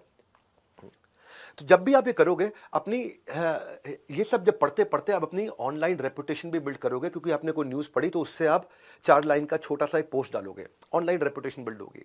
और उस वर्क सैंपल जो आपने वर्क किया उसको क्लाइंट के तरह शेयर करते हो, तो आप इससे क्या रहता है, आपको अपकमिंग टूल्स के बारे में पता चलता रहता है न्यूज से, आप अपकमिंग टूल्स पे एक्सपर्ट होने लग जाते हो, आप अपनी केस स्टडीज प्रेजेंट करते हो। फिर जब आप टारगेटेड ऐड लगाओगे अपने क्लाइंट लिस्ट पे, या आप डायरेक्टरीज के थ्रू जाओगे जहां पे डायरेक्टरीज मिल जाएगा, वहां पे आपने अगर कोई कस्टमर मिला, शुरू में तकलीफ भी आती, कोई बात नहीं, 30 मिनट की एक फोन कंसल्टेशन फ्री दे दो, नीड जनरेट कर लो। नीड जनरेट कर लो, कोई भी आपको मदद कर सकता है। खासतौर से जो मैंने बताया ना, जो आपके कॉम्प्लीमेंटिंग स्किल्स वाले हैं वो आपको बहुत मदद कर सकते हैं। और क्या कर सकते हो, मैं और कहानी आगे बढ़ाता हूं, आप अपने मंथली न्यूज़लेटर्स कुछ भी छोटी छोटी अचीवमेंट्स के बना सकते हो, या कई फ्रीलांसर्स के न्यूज़लेटर्स होते हैं, उनको रजिस्टर कर सकता हूं मैं। मैं बहुत सारे तरीके आपको बताते जा रहा हूं, ये आपको काम आएंगे, इनको ध्यान से सुनो। क्योंकि ना पैसा ना डोनेशन, मेरी एमबीए की फीस आपकी डिटर्मिनेशन। और बनाए रखो अपनी अटेंशन, तभी होगा इस कंटेंट का रिटेंशन। ध्यान से सुनो हर एक स्ट्रैटेजी, क्योंकि इसके बाद आपका असेसमेंट होगा और आपको 75% लेकर के आने। सर्टिफिकेट पाने के लिए 75% अटेंडेंस और 75% स्कोर, ये 2 चीजें चाहिए। और आगे बढ़ाता हूं कहानी। अब मान लो आप आगे जा रहे हो, आपने शुरुआत है यार, अभी भी कोई रास्ते नहीं मिल रहे हैं, कुछ समझ में नहीं आ रहा क्या करूं। हर चीज के लिए बहुत सारी वेबसाइट और पोर्टल्स हैं। कुछ भी आप करते हो, आप अगर आप लिखना चाहते हो तो मीडियम है, ग्रामरली है, वाटरपैड है, राइटर एक्सेस है, क्रिएटिव पेन है, ब्लॉगर है, पीपल फॉर आवर, ये सब पे बिजनेस भी मिलता है, आपको काम भी करने की पॉसिबिलिटी मिलती है। आप कहते हो मैं तो डिजाइनर हूं, मैं राइटर नहीं, कोई बात नहीं, कैनवा है, बिहेंस है, एडोबी है, वर्डप्रेस है, ड्रिबल है, विक्स है, कोड पेन, इन पे तो इनमें से कई ऐसे पोर्टल्स हैं जहां पे आपको बिजनेस मिलता है आपके लिए। आप कुछ भी कर रहे हो, आप कहते हो मैं तो डिजाइनर भी नहीं हूं, मैं तो डेवलपर हूं, मैं तो कोडिंग करता हूं, तो कोई बात नहीं। इसके लिए अपवर्क है, साइट पॉइंट है, कोड वर्ड है, कोड ब्यूटीफाई है, कोड प्रोजेक्ट भी है, एक टॉपटेल भी है। ये सब के सब वो पोर्टल्स हैं जहां आपको धंधा मिलेगा। जैसे आप कहते हो नहीं मैं तो कंसल्टेंट हूं, मैं फाइनेंस का कंसल्टेंट हूं, मार्केटिंग का कंसल्टेंट हूं, मैं अकाउंटिंग का कंसल्टेंट हूं, मैं इसका कंसल्टेंट, उसका कंसल्टेंट। एक्सेंचर है, कोरा है, प्रेस्टो एक्सपर्ट्स है, लॉन्च पैड है, फोरफोल्ड है, नेविगेट है, बीकेसी कंसल्टिंग, ये इनमें कई जगह आपको बिजनेस मिलेगा। आप कहते हो मैं वर्चुअल असिस्टेंट बनना चाहता हूं, वहां तो बिजनेस मिलने के लिए बहुत जगह है। एक है time etcetera, time ETC, click worker, fancy hands, assistant match, virtual belay. आप कहते हो कि भाई मैं मार्केटर बनना चाहता हूं, तो हब स्पॉट पे जाओ, लिंक्डइन पे जाओ, सेमरश पे जाओ। आप कहते हो मैं तो फोटोग्राफर हूं, खाली फोटो खींचता हूं, मैं क्या धंधा करूंगा, गेटी इमेज है, पिक्साबे है, फ्लिकर है, शटर स्टॉक है, वहां से आप पैसा कमा सकते हो। तो start finding portals for yourself. मैं कस्टमर सर्विस करना चाहता हूं घर से, वी वर्क रिमोटली है, वर्चुअल वोकेशन है, सपोर्ट ड्रिवन है, जो स्ट्रगल है ना आपका आज का, वो आपकी कल की स्ट्रेंथ बिल्ड करेगा। पर वेक्टर बनाओ, अपनी दिशा तैयार करो। ये 10 दिन में आपको मजा आने वाला है। जो कॉलेज आपको डिग्री देता है, मैं आपको डायनामिक्स दूंगा, केवल डिग्री नहीं दूंगा, डायनामिक्स दूंगा। सिलेबस नहीं, पूरा सिस्टम समझाऊंगा। 10 डे एमबीए फ्री है, वर्थ इट है। इसमें बस आपका मुझे टाइम चाहिए। 9वें अध्याय पे चलते हैं, कहानी आगे बढ़ाते हैं।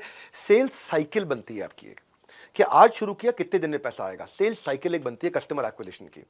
तो अपने प्रोसेस को लिखो, कितना लंबा प्रोसेस है, एस्टिमेट करो कि इसमें कितने रास्ते में हर्डल्स आएंगे, कितनी तकलीफें आएंगी, कस्टमर का पैसा मेरे जेब तक आते आते तक कितने दिन आपको चाहिए एक पेइंग कस्टमर लाने के लिए। जितना लंबा लेंथ होगा सेल्स साइकिल का, उतना उस दौरान के सारे खर्चे आपको डालने पड़ जाएंगे। क्योंकि अगर मान लो पेमेंट आते आते 90 दिन लगेंगे, तो 90 दिन में क्या खर्चे होने वाले हैं, उस एक्सपेंसेस को कैलकुलेट करो। सेल्स साइकिल समझनी जरूरी है आपको। अगर आप एक सोलोप्रेन्योर स्टार्टअप शुरू कर रहे हो, क्या क्या कॉस्ट है आपकी, कई तरह की कॉस्ट होगी ना आपकी। एक आपके पास कोई अगर सेल मैन पावर है, उसकी सैलरी हो गई, कोई ब्रोशर आपने प्रिंट किए हैं, बांटे हैं, कोई वेबसाइट आपने बनाई है, कोई ट्रेड शो में आप गए हो, कोई एडवर्टाइजिंग करी है आपने, कोई फेसबुक ऐड लगाई है, कोई इंडस्ट्री पब्लिकेशन में गए हो आप, कोई व्हाइट पेपर, कुछ भी।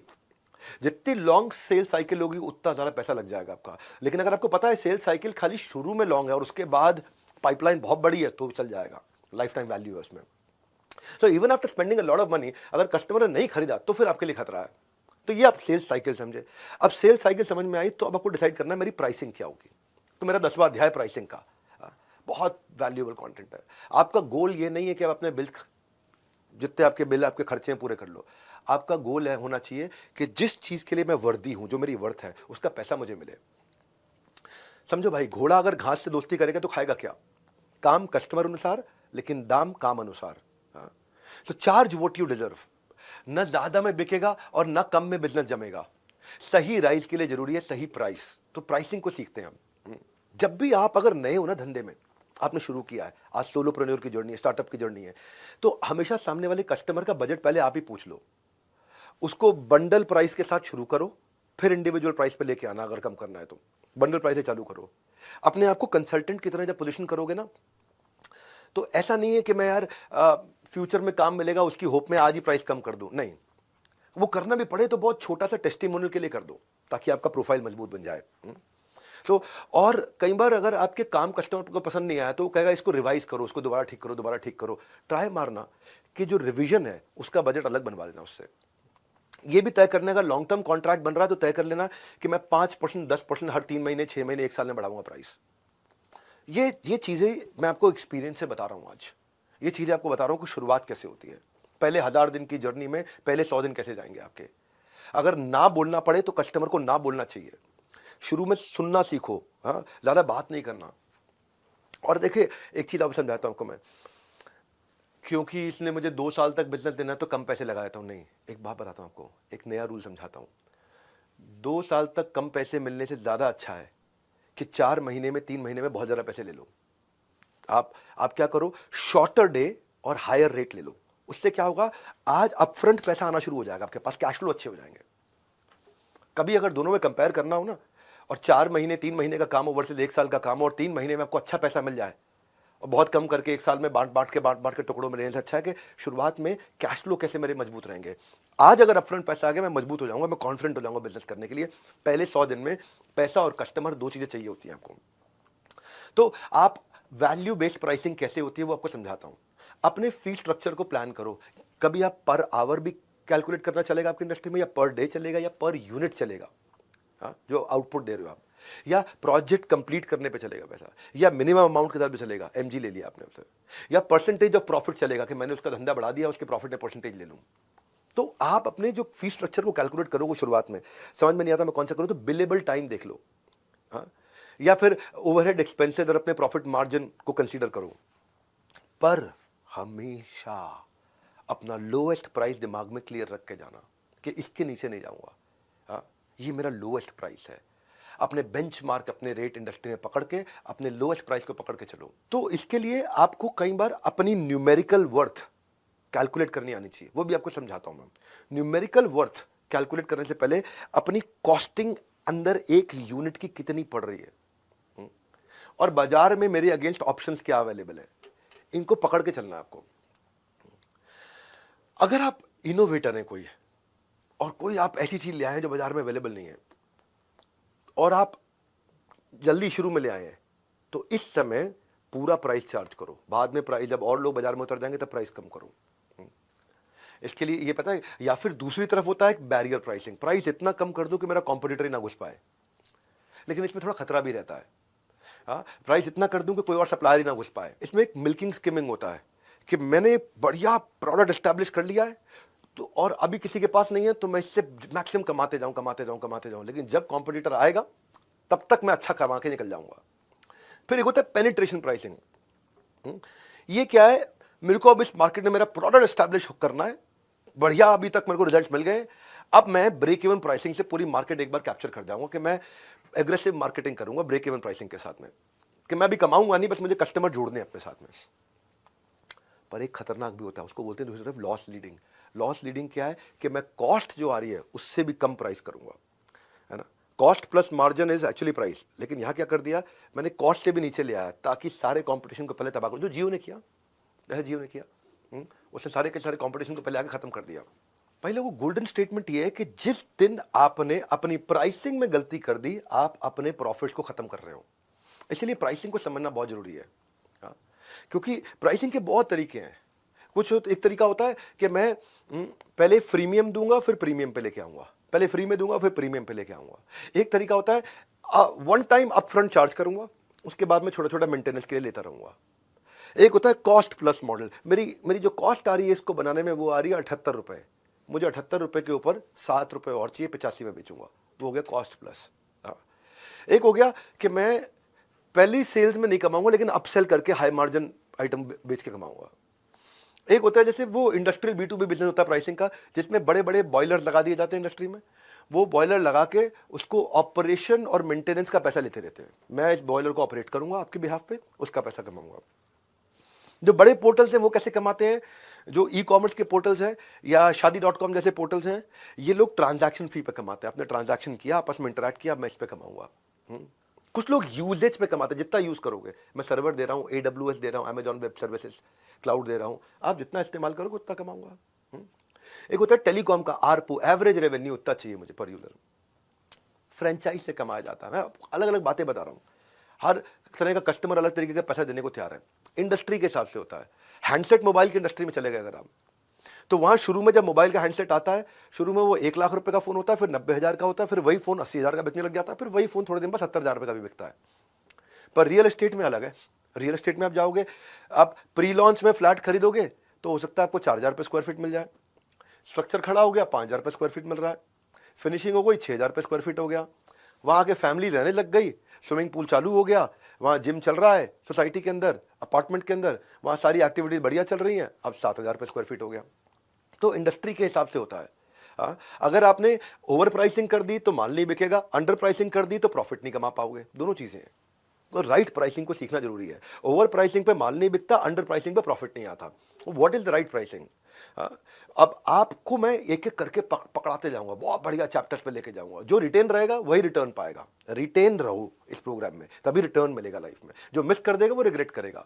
कॉस्ट नहीं है इसका मतलब ये नहीं है कि आप कैजुअल रहोगे, अटेंटिव रहो, पार्टिसिपेट करो, नोट्स बनाओ और 11वें अध्याय की तरफ कहानी को लेकर चलो, वो है नेगोशिएशन। फ्रीलांस का मतलब ये नहीं कि मैं फ्री में काम करूं। If you are good at something, free में करने की जरूरत नहीं है आपको उसको। सो क्या करूं फिर मैं, कैसे नेगोशिएट करूं? डोंट गो ब्लाइंड, तैयारी करके जाओ। If you don't prepare you have to repair. जिस कस्टमर के पास जा रहे हो उसके फाइनेंशियल्स पढ़ो, उसके बारे में प्रेस में पढ़ो, उसके रिव्यूज पढ़ो, उसके अगेंस्ट क्या कंप्लेंट हो रही है पढ़ो, उसकी वेबसाइट्स को पढ़ो, उसके ब्लॉग को पढ़ो, उसके सोशल मीडिया फीड्स को पढ़ो। जब आप तैयार होकर जाओगे ना, तो आप घबराहट के मारे नेगोशिएट नहीं करोगे। You don't negotiate out of fear, but never fear to negotiate. ये कैसे करोगे आप, मैं बताता हूं आपको अपना मस्ट हैव पता होना चाहिए। ये मेरा डील ब्रेकर है, ये मेरा डील मेकर है।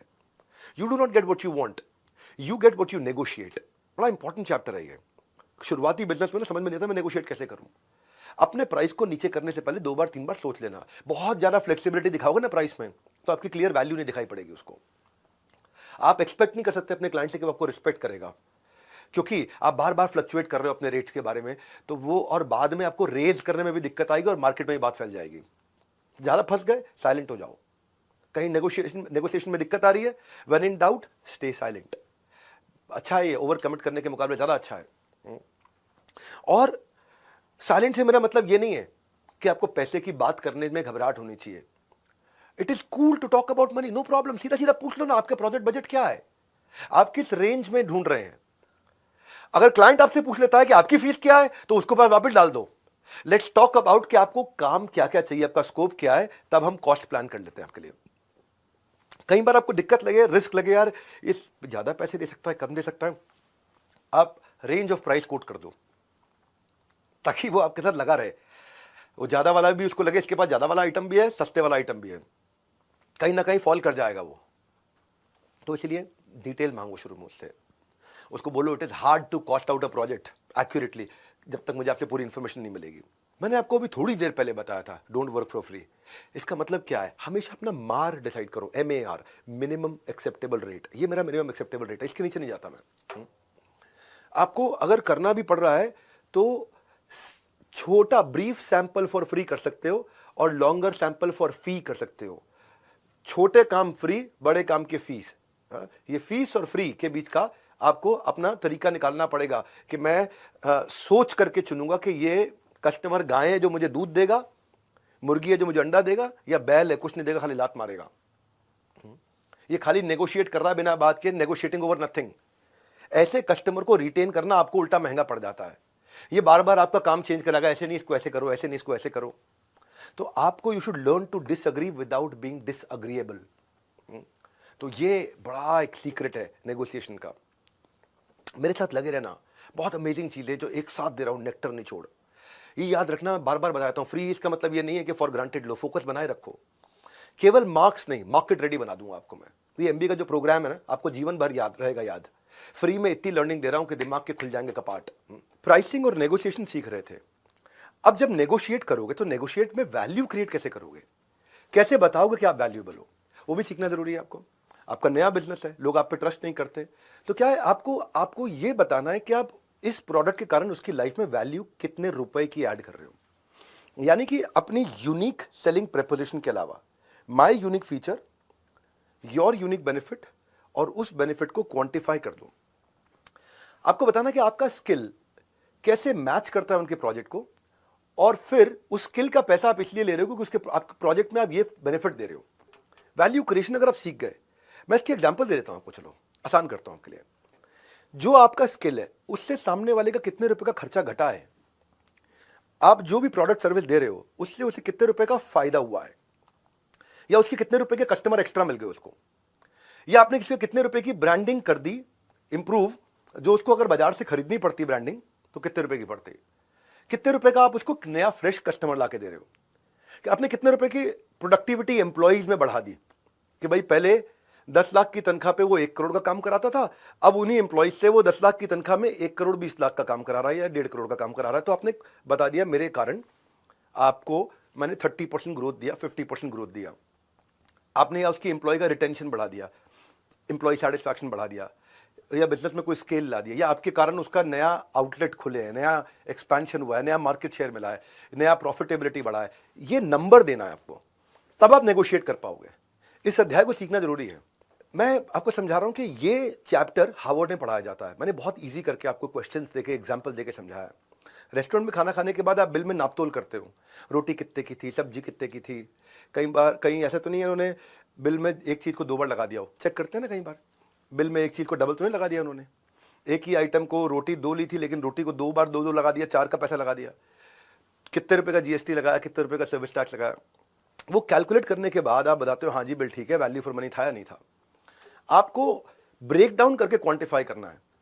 आप इस सेशन को सुनोगे ना तो आपको वैल्यू ऑफ टाइम अपना भी निकालना है, क्योंकि मैं आपसे पैसा नहीं, आपका टाइम ले रहा हूं। और ये मैंने वचनबद्ध था कि मैं भारत में अब देना चाहता हूं। 10 दिन का ये MBA दे रहा हूं, ये बहुत वैल्यूएबल है। आपकी लर्निंग में कितने का वैल्यू ऐड हुआ, इस सेशन से आपको कितने रुपए की प्रोडक्टिविटी बढ़ी, ये मेरी रिस्पॉन्सिबिलिटी है कि मैं आपको वैल्यू फॉर योर टाइम दूं। वैल्यू फॉर मनी नहीं बोल सकता, क्योंकि मनी, पैसे तो आपके लगे नहीं रहे हैं, खाली टाइम लग रहा है। इसको और एक एग्जाम्पल ले लेते हैं, चलो थोड़ा और इजी करता हूं एग्जाम्पल लेके। एक कंपनी है जो इंक मैन्युफैक्चरिंग कंपनी है, हाँ, प्रिंटिंग इंक होती है। अब ये 2 टीम में मान लो आप, एक टीम ए, टीम बी। टीम ए प्रोडक्ट की तारीफ कर रही है, कंपनी की तारीफ कर रही है, अपने बेनिफिट्स की तारीफ कर रही है, अपनी टेक्नोलॉजी की तारीफ कर रही है। टीम बी, दूसरी टीम, वो क्वांटिफाइड डेटा बता रही है, क्या कह रही है, इससे आपका 10% एरर कम हो जाएगा। जब 10% एरर कम हुआ तो आपका save cost of repeat work हो गया, क्योंकि एरर कम हुआ तो आपको रिपीट नहीं करना पड़ रहा, तो उसको क्वांटिफाई कर दिया। ये 67% इंक जल्दी सूखती है, तो इससे आपका 50% टाइम बचा। 50% टाइम बचा तो आपकी एफिशिएंसी डबल हो गई, क्योंकि टाइम आधा लगा, एफिशिएंसी डबल हो गई, उसको क्वांटिफाई करके दिया। ये बताया कि भाई मेरी इसलिए इन रीजन से जो है इंक पहली बार में फर्स्ट टाइम राइट देता है, इसके कारण ये 70% सस्ती पड़ती है। चाहे आप बेच रहे हो 20% महंगी बाजार के मुकाबले, पर आपने क्वांटिफाई करके समझा दिया कि 70% दूसरे कॉम्पिटिटर्स के मुकाबले में सस्ता हूँ। क्यों? क्योंकि मेरा आउटकम में आपकी लाइफ में ये वैल्यू आ रहा है। तो अब जीतेगा कौन, टीम ए कि बी? सिंपल सी बात है, टीम बी जीतेगी। तो ये बड़ा इंपॉर्टेंट है कि आप सामने वाले को गणित लगा के दिखाओ कि कितने रुपए का मैं तुम्हें फायदा करा रहा हूं। तब ये पिछले 2 अध्याय इससे जुड़ते हैं कि मैं प्राइसिंग सिखाया, नेगोशिएशन सिखाया, लेकिन अगर क्वांटिफिकेशन ऑफ वैल्यू नहीं सिखाया तो पिछले 2 अध्याय अधूरे रह गए। बड़ा कनेक्टेड सा है ये चैप्टर आज का डे 1 MBA का। अब जब आप ये कर रहे हो तो इसको मैं 13वें अध्याय की तरफ लेके चलता हूं, वो है कॉन्ट्रैक्ट्स एंड पेपर वर्क। अगर आपने ये सब चीजों को जो आपने कॉन्ट्रैक्ट किया है, जब तक कॉन्ट्रैक्ट साइन नहीं हुआ कुछ भी रियल नहीं है। Until a contract is signed, nothing is real। और मैं बताऊं, फिर फंस जाओगे आप जब कॉन्ट्रैक्ट नहीं हुआ। वो कहते हैं ना कि थोड़ा बहुत शतरंज का आना भी जरूरी है साहब, क्योंकि कई बार सामने वाला मोहरा चल रहा होता है और हम यारी दोस्ती निभा रहे होते हैं। और कॉन्ट्रैक्ट इतने ध्यान से बनाओ, क्योंकि कॉन्ट्रैक्ट को एक बार साइन कर दिया तो अनसाइन नहीं कर सकते। हाँ, एक बार डन कर दिया तो अनडन नहीं कर सकते। हाँ, एक बार अग्री कर लिया तो डिसअग्री नहीं कर सकते। तो सारी थिंकिंग पहले ही कर लो कॉन्ट्रैक्ट पेपर वर्क की। तो नया बिजनेस शुरू किया आपने, बिल्कुल सॉलिड वेल स्कोप कॉन्ट्रैक्ट होना चाहिए, इसमें सारे पॉइंट्स कवर्ड हो, और उसमें आपकी डाउन पेमेंट कितनी मिलेगी, किस डेट को मिलेगी, और अपने इनवॉइस रिमाइंडर्स को भी ऑटोमेट कर लो। इसके भी टूल्स आते हैं बहुत सारे, तो ऑटोमेट कर लो ताकि इनवॉइस उसके बाद अपने आप पहुंच जाए। और अगर वो लेट पैसे दे रहा है तो कॉन्ट्रैक्ट में डाल दो कि लेट फी का क्या चार्ज है, कितना चार्ज करोगे। तो ये अकाउंटिंग सॉफ्टवेयर आपको मिल जाएंगे बहुत सारे फ्री में, जिनको आप इस्तेमाल करो। और अगर कभी किसी के लिए फ्री में भी काम करना पड़ रहा है तो भी कॉन्ट्रैक्ट साइन करो। हाँ, और आप उससे जो पेमेंट के मोड्स हैं, कैसे पेमेंट करेगा, वो भी कॉन्ट्रैक्ट में कवर करो। क्योंकि नहीं तो कभी भी कुछ गलत क्लाइंट हाथ में लग गया ना, तो कहते हैं ना किसी के झूठे कदमों की आहट आपका भरोसा ना कुचल दे। तो शुरू से ही एक कंसल्टेंट रखो जो नॉलेजेबल लॉयर हो, जिसको साल का आपने पैसा देना हो, महीने का छोटा छोटा अमाउंट, वो शुरू में सारे कॉन्ट्रैक्ट आपके कंप्लीट करा दे। एक अच्छा चार्टर्ड अकाउंटेंट आउटसोर्स कर दो जो आपकी LLP पार्टनरशिप बना दे, सूटेबल कंपनी बना दे। आपके बिजनेस परमिट चाहिए कोई तो वो बता दे क्या टैक्स है, क्या लाइसेंस है, क्या रजिस्ट्रेशन है। हाँ, सारे नेसेसरी पेपर वर्क कंप्लीट कर लो। कॉन्ट्रैक्ट पेपर वर्क में ना मैं एक थोड़ा अलग प्रकार का हिस्सा भी कवर कर लेता हूँ। पेपर वर्क में आपको अपना भी पेपर वर्क करना है, कि अपने बजट्स भी बना के रखने हैं, जिससे आपको टारगेट मिलेगा कि आपको करना क्या है। बजट का मतलब है कि आप अपना ना ऐसा कर लो, पहले अपनी चेकबुक, क्रेडिट कार्ड वगैरह निकाल लो, बैंक स्टेटमेंट निकाल लो, अपने फाइनेंशियल रिकॉर्ड पिछले 12 महीने के निकाल लो, निकाल के इकट्ठे कर लो। इकट्ठे करके चेक करो इसमें फैमिली के खर्चे कितने थे, लोन के कितने थे, रेंट के कितने थे, आपके मेडिकल बिल्स कितने थे, कितना खर्चा आप महीने भर में करते हो। जैसे ही आपको समझ में आ जाएगा ना, आपको क्लियर हो जाएगा कि सारे एक्सपेंसेस कवर करने के लिए कितना कमाना है, तो अपने बजट को पकड़ के चलो। फ्रीलांसिंग जो है या स्टार्टअप जो है, उसमें हर महीने सेम पैसा नहीं कमाओगे आप। हर महीने सेम कमाई नहीं होती है, कभी अच्छा समय आएगा, कभी बुरा समय भी आएगा। तो अपने लो फेज के लिए एक्सपेंसेस को बजट में डाल के चलो पहले से ही। वो कैसे होगा, वो 12 महीने का हिसाब किताब पुराना देखो, उससे आपको आपका पैटर्न मिल जाएगा कि आपका पैटर्न क्या है। आपके खर्चों का 12 महीने का पैटर्न मिल जाएगा। तो आपके पर्सनल और बिजनेस एक्सपेंस अलग कर लो। जब खर्च कर रखोगे पूरा हिसाब, या ऐसे बोलता हूं उसको, जब खर्च का पूरा पूरा हिसाब रखोगे, जीवन को लाजवाब रखोगे। अगले अध्याय की तरफ कहानी को बढ़ाते हैं। 14वें अध्याय को इससे कनेक्ट करके समझाता हूं।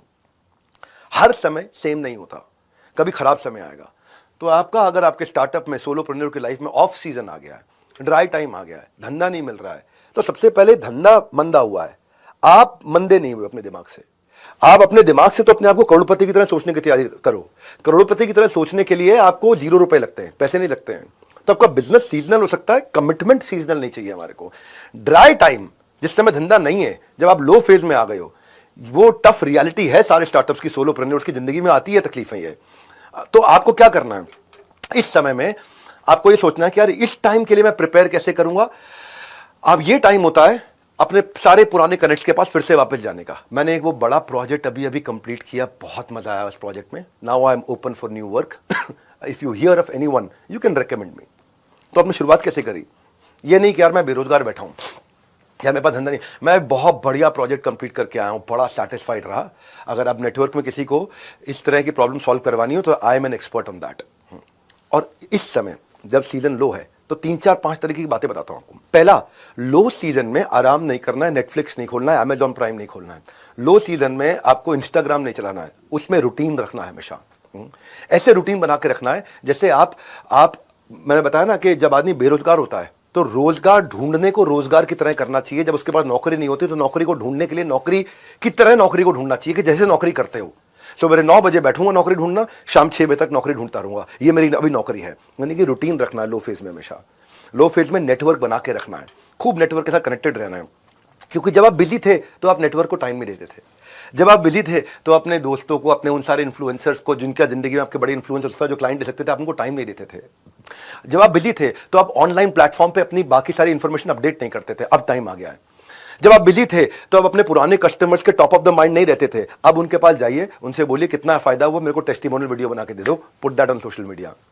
जब आप बिजी थे तो अपने बिजनेस मॉडल को इवैल्यूएट नहीं कर रहे थे। अब आपका लो फेज है, अब बिजनेस मॉडल को इवैल्यूएट करने का है, नया प्रोडक्ट लाइन बिल्ड करना है, ऑफ सीजन में कोई कॉम्प्लीमेंट्री फ्री भी लेके आना है, कोई नया प्रोडक्ट सर्विस ऐड करना है।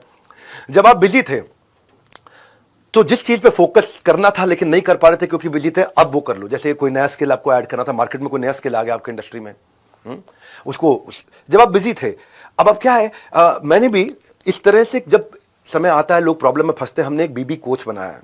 ये मैं आपको आगे चल के थोड़ा बताऊंगा कि बीबी कोच है। हमने एक नया प्रोडक्ट तैयार किया जो 24 घंटे बिजनेस एक्सपर्ट की तरह आपके साथ में कॉन्वर्सेशनल तरीके से कोच हम देते हैं आपको, जो 24 घंटे एक्यूरेट आपकी बिजनेस की हर प्रॉब्लम का आंसर देता है। ये मेरा एक प्रोडक्ट है, मैंने लॉन्च किया है, बड़ा बिजनेस इंपैक्ट जो प्रोडक्ट है, ये सारा आउटकम ओरिएंटेड प्रोडक्ट है। उसी में हमने मल्टी लैंग्वेज कोच डाला साथ में, जो हर भाषा में आपको कोचिंग देगा, हैंड होल्डिंग करेगा। बहुत सस्ता कर दिया हमने प्रोडक्ट। इसमें आपको स्पीच टू टेक्स्ट भी बात कर सकते हो आप। बिजनेस के हर प्रॉब्लम का सोल्यूशन रहेगा आपके फिंगर टिप्स पे। बहुत कुछ कवर करना है मेरे पास। अब क्या है, जब कठोर समय आया उसके लिए पहले ही फाइनेंशियल क्वेश्चन रखो। क्योंकि प्रिडिक्टेबल भी होते हैं कई स्लो पीरियड, कि स्लो पीरियड आने वाला है मेरे लिए। कई पोस्ट हॉलीडे होते हैं स्लो पीरियड, टैक्सेस के बाद होते हैं, या वेडिंग सीजन के टाइम पे होते हैं, या जिस समय न्यू ईयर के टाइम पे होते हैं कि लोग चले जाते हैं, ट्रैवल करते हैं। Money saved is money earned, क्यों, जो प्रिडिक्टेबल है वो। फिर लेकिन ऐसा भी होता है कि कई जगह सीजन एक रीजन के हिसाब से होता है। गर्मियों का सीजन साउथ में 12 महीने रहता है, दिल्ली में, नॉर्थ इंडिया में आधा टाइम गर्मी और थोड़ा टाइम सर्दी रहती है। तो जहां पे सीजन है आपका, वहां चले जाओ, या अपने सीजन को एक्सटेंड करो। जैसे सीजन आने वाला हो, सीजन जाने वाला हो, जाने से पहले डिस्काउंट्स देकर के अपनी सारी इन्वेंट्री निकाल दो। जब आप बिजी थे तो आप कंटेंट मार्केटिंग नहीं कर रहे थे। अब लो फेज में हो, इस समय कंटेंट मार्केटिंग चालू कर दो, टेक्नोलॉजी ऑटोमेशन चालू कर दो, वेंडर से मीटिंग चालू कर दो, नए वेंडर, इंटरनेशनल वेंडर से बातचीत करनी शुरू कर दो। अब आप रिटेंशन पे काम करो। जो कस्टमर्स को पहले सर्विस दे चुके हो, आप उनके साथ टच में नहीं थे, उनके साथ टच में आ जाओ। तो जब सीजन नहीं है, बहुत कुछ किया जा सकता है। इसलिए बड़ा इंपॉर्टेंट अध्याय था ये आपके लिए कि हर समय एक समान नहीं होता, तो क्या करना है। अब आप चलते हैं, मैं मार्केटिंग जो सिखाने वाला हूं आपको आने वाले दिनों में, उससे पहले एक कस्टमर को जब आप एक्वायर कर रहे हो, उसकी कॉस्ट को भी कैलकुलेट करना सीखना है। ये है मेरा 15वां अध्याय। तो मेहनत तो आप कर रहे हो कस्टमर लाने में, लेकिन कस्टमर लाने का क्या खर्चा है वो भी कैलकुलेट करना है। जैसे यंगस्टर्स में कोक का क्रेज है, बिजनेस में कोका का क्रेज है। कोका मतलब कॉस्ट ऑफ कस्टमर एक्विजिशन। एक कस्टमर को लाने में मैं कितना रुपया लगा रहा हूं। कोका आपका बिजनेस बना भी सकता है, बिगाड़ भी सकता है। कितना रुपया लगता है मेरा, एक बेचारा रिटेलर को भी नहीं मालूम है कि मैंने कितना रुपया लगा दिया ये नए ग्राहक को लाने में अपनी दुकान पे, नहीं मालूम होता उसको। और पुराने कस्टमर को अगर आप दोबारा ला पा रहे हो तो वो 7 गुना सस्ता पड़ता है। नया कस्टमर लाना हमेशा 7 गुना महंगा पड़ता है। तो क्या मैं ऐसा करूं कि मेरे कस्टमर का लाइफ स्पैन बढ़ जाए। इसको बोलते हैं life time value of customer. Customer का लाइफ स्पैन बढ़ जाए, मेरे से नंबर ऑफ ट्रांजैक्शन ज्यादा कर ले। लाइफ टाइम वैल्यू मतलब ये एवरेज रेवेन्यू होता है कि मैं कस्टमर के और मेरे जिंदगी भर में हम दोनों के रिश्ते में कितना पैसा इससे ले सकता हूं। इसको बोलते हैं कस्टमर लाइफ टाइम वैल्यू। जितना लंबे समय तक कस्टमर आपके साथ परचेज करता रहेगा, उतना कस्टमर को लाने की कॉस्ट अपने आप घटती चली जाएगी आपके। देखो, एक होता है वन टाइम रेवेन्यू स्ट्रीम, जैसे रियल एस्टेट है। फ्लैट आदमी जिंदगी में, मकान आदमी जिंदगी में 1 या 2 बार ही खरीदता है, वन टाइम रेवेन्यू स्ट्रीम है। एक होता है recurring revenue stream, subscription model की तरह। एक होता है एडिशनल रेवेन्यू अपॉर्चुनिटी, ये दे दिया साथ में ये भी दे देता हूं, अपसेल कर दिया। एक होता है रीपर्चेज रेट, कि कितनी बार transaction, number of frequency of transaction in a month. तो ग्राहक को अगर मिला जरूरत से ज्यादा तो वो आपको देगा लाइफ टाइम वैल्यू का वादा। तो उससे आपकी अपनी सेविंग, लॉयल्टी, आपका टाइम सब बचता है। तो कस्टमर की लाइफ टाइम वैल्यू, उसकी सेटिस्फैक्शन, रिटेंशन को समझने के लिए ये समझो कि आपने फेसबुक पे ऐड लगाई 1000 रुपए की कि मुझे कस्टमर चाहिए, उस 1000 रुपए लगा के आपको 100 कस्टमर मिल गए, तो 1000 रुपए को 100 से डिवाइड किया, 10 रुपए पर कस्टमर कॉस्ट आ गई। अगर अब आपने वो 10 रुपए में कस्टमर आया और आपसे वो 100 रुपए का माल लेके चला गया जिसमें आपका 20 रुपए का प्रॉफिट था, तो कस्टमर को लाने का खर्चा प्रॉफिट से कम था, धंधा चलेगा। लेकिन कस्टमर को लाने का खर्चा का प्रॉफिट से ज्यादा है तो धंधा मरेगा। जब भी कोका लाइफ टाइम वैल्यू से ज्यादा है बिजनेस फेल, जब भी कोका लाइफ टाइम वैल्यू से कम है तो बिजनेस सक्सेस। सो कोका अगर आपका, आप यही समझना है आपको कि ट्राई मारना है कि हमेशा कोका 1:3 चले, लाने में लगे 1 रुपया, मिले मुझे 3 रुपया। कोका को कम करके कम आप ला सकते हो अपने धंधे में दम।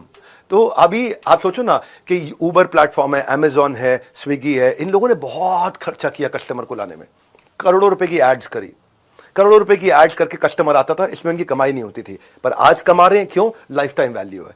आप स्विगी से एक बार दो बार मंगा लो ना तो आपको आदत पड़ने लग जाती है स्विगी। आप उबर को एक बार दो बार चार बार यूज कर लो तो आपको लगता है उबर आ जाएगी। आपने अगर अमेजॉन पे 2 4 5 बार शॉपिंग कर ली ना तो आपको लगता है बड़ा इजी हो गया, लो अमेजॉन दबाओ अभी आ गया सामान। तो ये ब्लिंकिट, फट से सामान आ जाता है घर पे।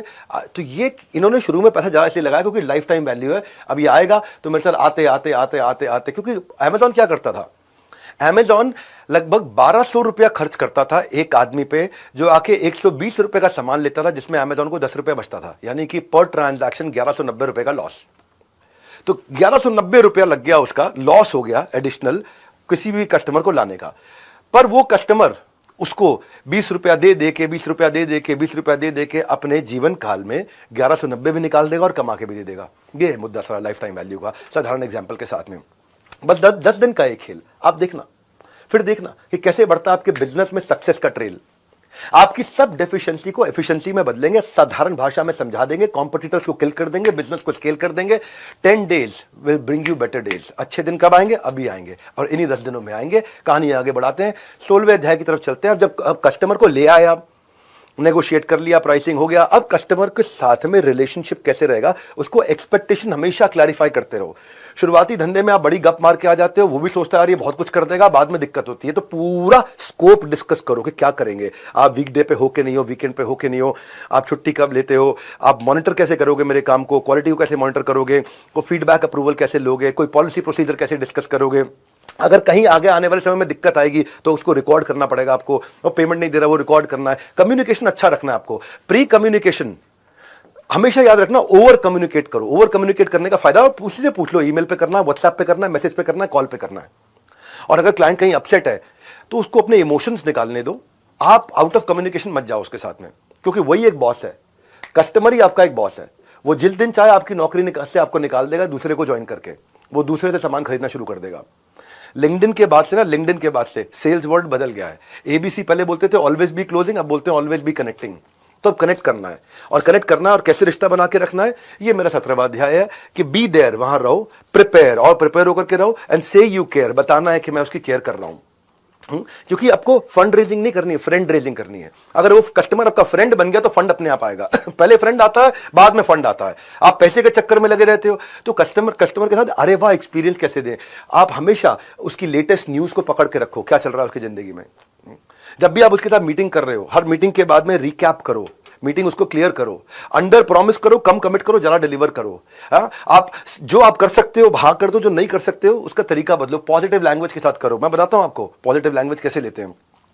सबसे पहले पॉजिटिव बिहेवियर रखो, किसी भी मीटिंग पे या कॉल पे लेट मत आओ, लोग याद रखते हैं। उसके साथ अगर मीटिंग कर रहे हो तो बीच में फोन मत लो, अनलेस कोई बहुत बड़ा डीप क्राइसिस है, don't take calls in between, it doesn't, people don't like it. उनके साथ टच में रहने का तरीका यह है कि जब वो आपको पे नहीं कर रहा तब भी आप टच में रहो। आप क्लाइंट को ऐसा फील कराओ कि मैंने आपकी वेबसाइट चेक करी थी और मैंने ये देखा, मैंने आपके बारे में कुछ प्रिलिमिनरी रिसर्च करी, मैंने ये देखा, मैं अपने नोट्स रिव्यू कर रहा था, मुझे ये समझ में आया आपके बारे में, मैंने आपकी एक लेटेस्ट किताब पढ़ी, मुझे बड़ा अच्छा लगा, मैं आपका सोशल मीडिया देख रहा था, अरे क्या बढ़िया पोस्ट किया। वो कनेक्ट फील करता है, बस सिंपल। ये नहीं कि भाई मेरा माल ले लो। हाँ, ट्रांसपेरेंसी रखोगे, ट्रस्ट आएगा। शुरुआती रिलेशनशिप के अंदर लोग आपकी ट्रांजैक्शंस को ध्यान से देखते हैं और वहीं से ट्रस्ट करना शुरू करते हैं। जितना हो सके इस ट्रस्ट को बिल्ड करो, ट्रस्ट को बिल्ड करो, पर्सनल केयर के द्वारा कर सकते हो। मेरे को याद है बहुत साल पहले की बात है, एक कस्टमर ने, मेरी एक मीटिंग कैंसिल हो गई थी उसके साथ में, क्योंकि उसने मैसेज लिखा कि उसकी वाइफ की कोई हेल्थ इमरजेंसी आ गई है। और उस मीटिंग में 8-9 लोग थे, 8-9 लोग इकट्ठे बैठे थे और मैं भी बैठा था वहाँ पे। और वो आदमी उठ के चला गया कि मेरी वाइफ की कोई हेल्थ इमरजेंसी आ गई है, तो मीटिंग हमें कैंसिल करनी पड़ी। तो मैंने रात को उसको मैसेज किया कि आपकी वाइफ की हेल्थ कैसी है। उसने रिप्लाई लिखा, खाली आपको याद रह गया था कि मेरी वाइफ की हेल्थ खराब है, बाकी सब भूल गए थे। अब इतना सा एक मैसेज, उसके कारण मैंने इतना बड़ा क्लाइंट का दिल जीत लिया था। ये चीज़ें, पर्सनल केयर बड़ी इंपॉर्टेंट होती है। और आप मान लीजिए आपके साथ कोई गलती हो भी जाती है और आपको कोई बैड न्यूज़ देनी है, तो साथ बैठ के आराम से बात करते हुए करो। ये नहीं कि ईमेल लिख दिया, ईमेल से नहीं चलेगा। कोई कंप्लेंट भी है तो हमेशा गुड न्यूज़ के साथ शुरू करो। तो ये कॉन्वर्सेशन, ये कम्युनिकेशन और पर्सनालिटी डेवलपमेंट में आपको आगे और डिटेल में सिखाऊंगा। आप हमेशा सोल्यूशन ओरिएंटेड बात करो, पॉजिटिव बात करो, और राइटिंग में हो सके तो कंप्लीट करो डिस्कशंस को। रेपुटेशन अपनी बिल्ड करो, क्योंकि रेपुटेशन करेंसी है। अगर आपको कोई नेगेटिव बात करनी भी है तो मैं आज आपको टेक्निक बताता हूं। एक स्टेटमेंट होती है आई कांट स्टेटमेंट और होती है आई कैन स्टेटमेंट। कोई काम अगर आप नहीं भी कर सकते तो उसको भी आई कांट की जगह आई कैन में परिवर्तित किया जा सकता है। जैसे मान लो आप 3 बजे तक फोन पे बात नहीं कर सकते, तो ये मत बोलो कि I can't do a call until 3 PM, मैं 3 बजे तक बात नहीं कर पाऊंगा, मत बोलो। आप ये बोलो कि 3 से 5 मैं अवेलेबल हूं, आपको क्या टाइम सूट करता है। चेंज हो गया ना लैंग्वेज, टोन चेंज हो गया। From 3 to 5 PM I am available, what would be a good time for you. जैसे किसी ने कोई काम दिया, आपको लगता है इतने कम टाइम में तो हो ही नहीं सकता, तो ये मत बोलो the deadline is too tight, ये काम नहीं हो सकता। आप बोलो I can deliver it by Tuesday. Positive हो गया। आई कांट को आई कैन करना है। जैसे वो बोलता है कि आपने बोला है कि मैं I can't start for 3 months, I am busy. वो कहने की जगह बोलना है I would love to work with you if we can start in the month of June. तो अपने आई कांट को आई कैन करना हमेशा। वो पॉजिटिव लैंग्वेजेस इंपॉर्टेंट होती है शुरुआती बिजनेस में। आपको आई can't start until I receive the initial payment, पहले पेमेंट करो तब चालू करूंगा, नहीं तो नहीं कर पाऊंगा। तो आप इसकी जगह कह सकते हो कि I look forward to working with you after the receipt of initial payment. मैं ये नहीं बोल रहा हूं कि क्लाइंट को आप डोमिनेट करने दो, पर मैं बोल रहा हूं कि कम्युनिकेशन के तरीके को बदलना है। ये मेरा बीच में एक दिन आने वाला है जहां मैं आपको कम्युनिकेशन और पर्सनालिटी पे बात करूंगा। आपको तो कई बार टफ क्लाइंट्स मिलेंगे आपको, और टफ क्लाइंट से बाहर निकलना है तो उसकी स्ट्रैटेजी भी आपके पास होनी चाहिए। ये 10 दिन आपके लिए लाइफ बदल दूंगा मैं आपकी। ये MBA को पूरा अटेंड करना है आपको, हर बात नोट करते रहना है, क्योंकि कहीं भी फ्री में इस तरह का ज्ञान नहीं मिलता है। मैं चलता हूँ अब, क्योंकि अब आपको कस्टमर्स मिल रहे हैं, अब आपका बिजनेस बढ़ते जा रहा है, बढ़ते जा रहा है, तो अब आपको क्या करना है, अब नेक्स्ट मार्केट की तरफ भी मूव करना है। तो नेक्स्ट न्यू मार्केट मेरा 18वां अध्याय है। इसमें आपको जब भी कहीं नई मार्केट में जाओगे तो आपने टेस्ट कर लिया अपने प्रोडक्ट को, टेस्ट कर लिया तो आप आउटर मार्केट में गैप्स ढूंढो और वहां पे भी एक छोटी मार्केट से शुरू करो जो पेरीफेरी में होगी।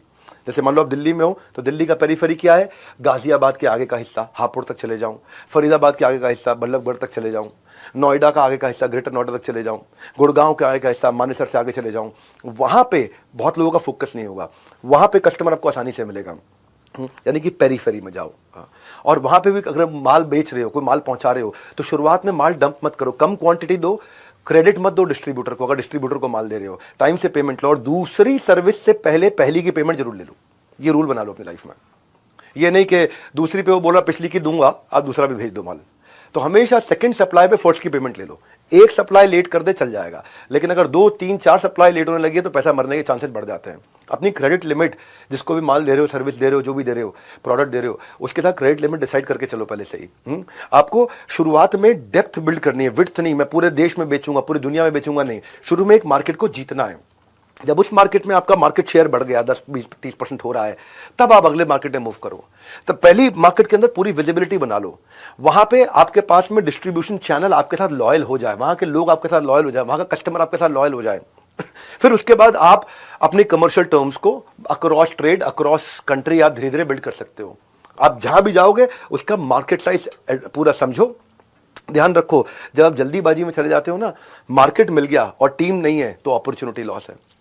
और कई बार हम क्या करते हैं, मार्केट ठीक से मिली नहीं, टीम पहले ही हायर कर ली तो कैश लॉस है। मार्केट जब मिल गई, टीम नहीं है आपके पास, अपॉर्चुनिटी लॉस है। मार्केट आपको नहीं मिली लेकिन टीम पहले ही हायर कर ली, यानी कि कस्टमर आपको नहीं मिला, टीम पहले ही हायर कर ली, तो कैश लॉस है। तो इसका बैलेंस करना है। नए की पहचान कर, बेहतर से बेहतर का अनुमान कर मेरे भाई। नेक्स्ट न्यू मार्केट जो है ना, आप पहले फोकस पायलट मार्केट में सफल नहीं है तो नहीं जाना। पहले बिजनेस खड़ा करना है, बाद में बड़ा करना है। पहले देखना है आपको कि ये सफल हो गया, अब मैं देखता हूं अगली मार्केट की अपॉर्चुनिटी साइज क्या है। और मेरे पास 3 चीजें हैं, टीम, टेक्नोलॉजी और ट्रेनिंग। अगर मेरे पास टीम ठीक है वहां पहुंचने के लिए, मेरे पास टेक्नोलॉजी जिससे मैं ट्रैक और एफिशिएंसी कर ला सकता हूं, और ट्रेनिंग पूरी दे दी है ताकि वो माल जाकर के बेच के आए, तब आप नेक्स्ट न्यू मार्केट में एंटर करते हो। और इसके लिए फोकस पायलट मार्केट में सफल होने के लिए आपका कोर अब आपको मिलना शुरू हो गया है। आपका एक्सपीरियंस आ गया फोकस पायलट मार्केट में कि आपका कोर क्या है, कस्टमर आपके पास क्यों आ रहा है, वो एक सिंगल चीज है जो आपकी कंपनी को आगे बढ़ा रही है, वो एक चीज क्या है आपके पास ऐसी जो आपको प्रोटेक्शन देती है आपके धंधे में, जिसके चक्कर में आपका उधार पे या डिस्काउंट पे माल बेचने से आप बच के निकल आए हो। वो क्या चीज है जो आपने फोकस पायलट मार्केट में सीखी है, अब उसको मल्टीप्लाई करके जाना है। कोर ये वो एडवांटेज है आपका। कोर क्या होता है? ये वो एडवांटेज है जो आपको हमेशा कंपटीशन से आगे रखने वाला है। उसको फोकस पायलट मार्केट में एक्सपीरियंस करके निचोड़ के निकालना है आपको, उसको बाहर निकाल के ले आओ कि ये मेरा कोर है, ये मुझे पता लग गया। स्टार्टअप की सक्सेस जो है ना वो कोर से निकल के आती है। यार ये मेरा कोर है, ये मेरी पकड़ में आ गया, इसके चक्कर में कस्टमर मुझे छोड़ता नहीं, अब इसको लेके जाऊंगा। ये था फोकस पायलट मार्केट का एक्सपीरियंस स्केल करने से पहले। कोर वो सीक्रेट सॉस है जो कॉन्सेंट्रेटेड तरीका है आपको डिफरेंशिएट करने का बाकियों के मुकाबले। कोर वो एक क्लियर स्ट्रेंथ है जो क्लैरिटी देती है आपके इन्वेस्टर को कि यार इसमें पैसा लगा दो। कोर फर्स्ट मूवर एडवांटेज नहीं होती, मैं सबसे पहले आया। Core first mover advantage, fast mover आएगा, फर्स्ट मूवर को खा जाएगा। कोर वो चीज है जिसके कारण आसानी से मार्केट बिना डिस्काउंट दिए, बिना उधार दिए मिलती चली जाती है। कोर कैसे बिल्ड करते हैं? 3 चीजें याद रखना कोर बिल्ड करने के लिए। अपने फोकस पायलट मार्केट के एक्सपीरियंस में आज के पहले दिन एमबीए में ये बता रहा हूं आपको फोकस पायलट मार्केट में कोर निकाल के उठना ही है, नहीं तो बढ़ाना नहीं है धंधा। आप तैयार ही नहीं हुए, आपके पास में प्रोडक्ट मार्केट फिट आप नहीं कर पाए डिफाइन। अब आप कहोगे यार मेरे को कैसे पता चलेगा कोर है मेरे पास में? 3 चीजों से पता चलेगा। कोर यूनिक होता है, केवल आपके पास है। कोर कस्टमर के लिए बहुत इंपॉर्टेंट होता है, और कोर वो होता है जिसको आप ग्रो कर सको। अब 3 चीजें क्या हो गई, ध्यान रखना, इशारे से करता हूं, अपने एक्शन से समझाता हूं। कस्टमर के लिए वैल्यूएबल, कंपटीशन के लिए इनइमिटेबल, कंपटीशन कॉपी नहीं कर पा रहा, और मेरे लिए scalable, VIS, valuable, inimitable, scalable. ये 3 चीजें अगर आपने फोकस पायलट मार्केट में अचीव नहीं करी तो फिर आप बेकार है, धंधा ग्रो मत करो। केवल डिस्काउंट और उधार के साथ में बढ़ते रहोगे, मार खाते रहोगे, एम्प्लॉय छोड़ के जाते रहेंगे, कस्टमर छोड़ के जाते रहेंगे, लाइफ टाइम वैल्यू आपकी आएगी नहीं, धंधा नहीं बढ़ा सकते आप। और कोर हो गया अगर आपके पास में कोई कस्टमर के लिए बहुत वैल्यूएबल है, कस्टमर को चाहिए ही चाहिए, बहुत इंपॉर्टेंट है कस्टमर के लिए, वो हो गया वैल्यूएबल, कस्टमर आपको पैसा देगा, एडवांस में पैसा देगा। कंपटीशन के लिए इनइमिटेबल, यानी कि कंपटीशन इमिटेट कर नहीं पाएगा, आपको कॉपी कर नहीं पाएगा, आपको प्रीमियम मिलेगा। आप 100 रुपए की चीज सब 110 में बेच रहे हैं, आप 130 में बेचोगे और कमांड करो मार्केट को। और मेरे लिए स्केलेबल, क्या मेरे पास टेक्नोलॉजी, टीम और ट्रेनिंग है कि मैं इसको स्केल करके लेके जा सकूं? ये VIS आज का पकड़ लो। How to start a startup में फोकस पायलट मार्केट के अंदर आपको अपना VIS उठा के ही जाना है, आगे निकाल के ही जाना है। इस पे समय लगाया मैंने पूरा। माइक्रोसॉफ्ट के लिए इंटेलेक्चुअल प्रॉपर्टी प्रोटेक्शन VIS है। फार्मा इंडस्ट्री में पेटेंट और लाइसेंसिंग उसका VIS होता है, valuable, inimitable, scalable. Unilever, Hindustan Unilever या पेप्सी, उनका डिस्ट्रीब्यूशन नेटवर्क है VIS उनके लिए, वैल्यूएबल, इनइमिटेबल और स्केलेबल। Xiaomi फ्लिपकार्ट के साथ एक्सक्लूसिव राइट देता था। तो आपके पास क्या कोई प्रोप्राइटरी टेक्नोलॉजी है, वो आपका VIS हो सकता है। कि अगर ब्रांड इक्विटी है, वो आपका VIS हो। आपकी excellent customer service, Domino's 30 minute में पिज्जा घर पे दे रहा है, या एप्पल है, लॉयल्टी बियॉन्ड लॉजिक, इतना लॉयल हो गया कस्टमर। तो आपके पतंजलि के पास नेशनल सेंटिमेंट है, आपके पास क्या वो ऐसा कोर क्या था आपका? आज तक चैनल है, इसका सब्सक्राइबर बेस इतना हो गया, कंटेंट ड्रिवन है, आज तक सबसे कम ऐड दिखाता है पूरे देश में। बाकी न्यूज चैनल ऐड ज्यादा दिखाते हैं, वो 42 मिनट का कंटेंट देते हैं 1 घंटे में, ये 48 मिनट का कंटेंट देता है 1 घंटे में, और उसके बावजूद ऐड रेवेन्यू से ज्यादा कमाता है, क्योंकि उसने कंटेंट अच्छा रखा, सब्सक्राइबर बेस बढ़ा लिया। तो अपना वैल्यूएबल, किसके लिए वैल्यूएबल? कस्टमर के लिए। इनइमिटेबल, कंपटीशन में जो कॉपी ना कर पाए। स्केलेबल, मैं केवल एक मोहल्ले का ब्रांड नहीं रह जाऊं, मैं पूरे देश में जा सकूं, पूरी दुनिया में जा सकूं। पर कब जाएंगे? जब फोकस पायलट मार्केट, आज का पहला अध्याय था ये। अब अगर जैसे क्या होता है कि अगर आपके पास कुछ एक्रेडिटेशन सर्टिफिकेशन बहुत जबरदस्त है तो वो भी आपके लिए बन सकता है फोकस पायलट मार्केट में। कई बार आपकी मार्केट रिस्पॉन्सिवनेस, जैसे गूगल है, गूगल कस्टमर गूगल को सिग्नल देता है, गूगल उसका प्रोडक्ट बना देता है।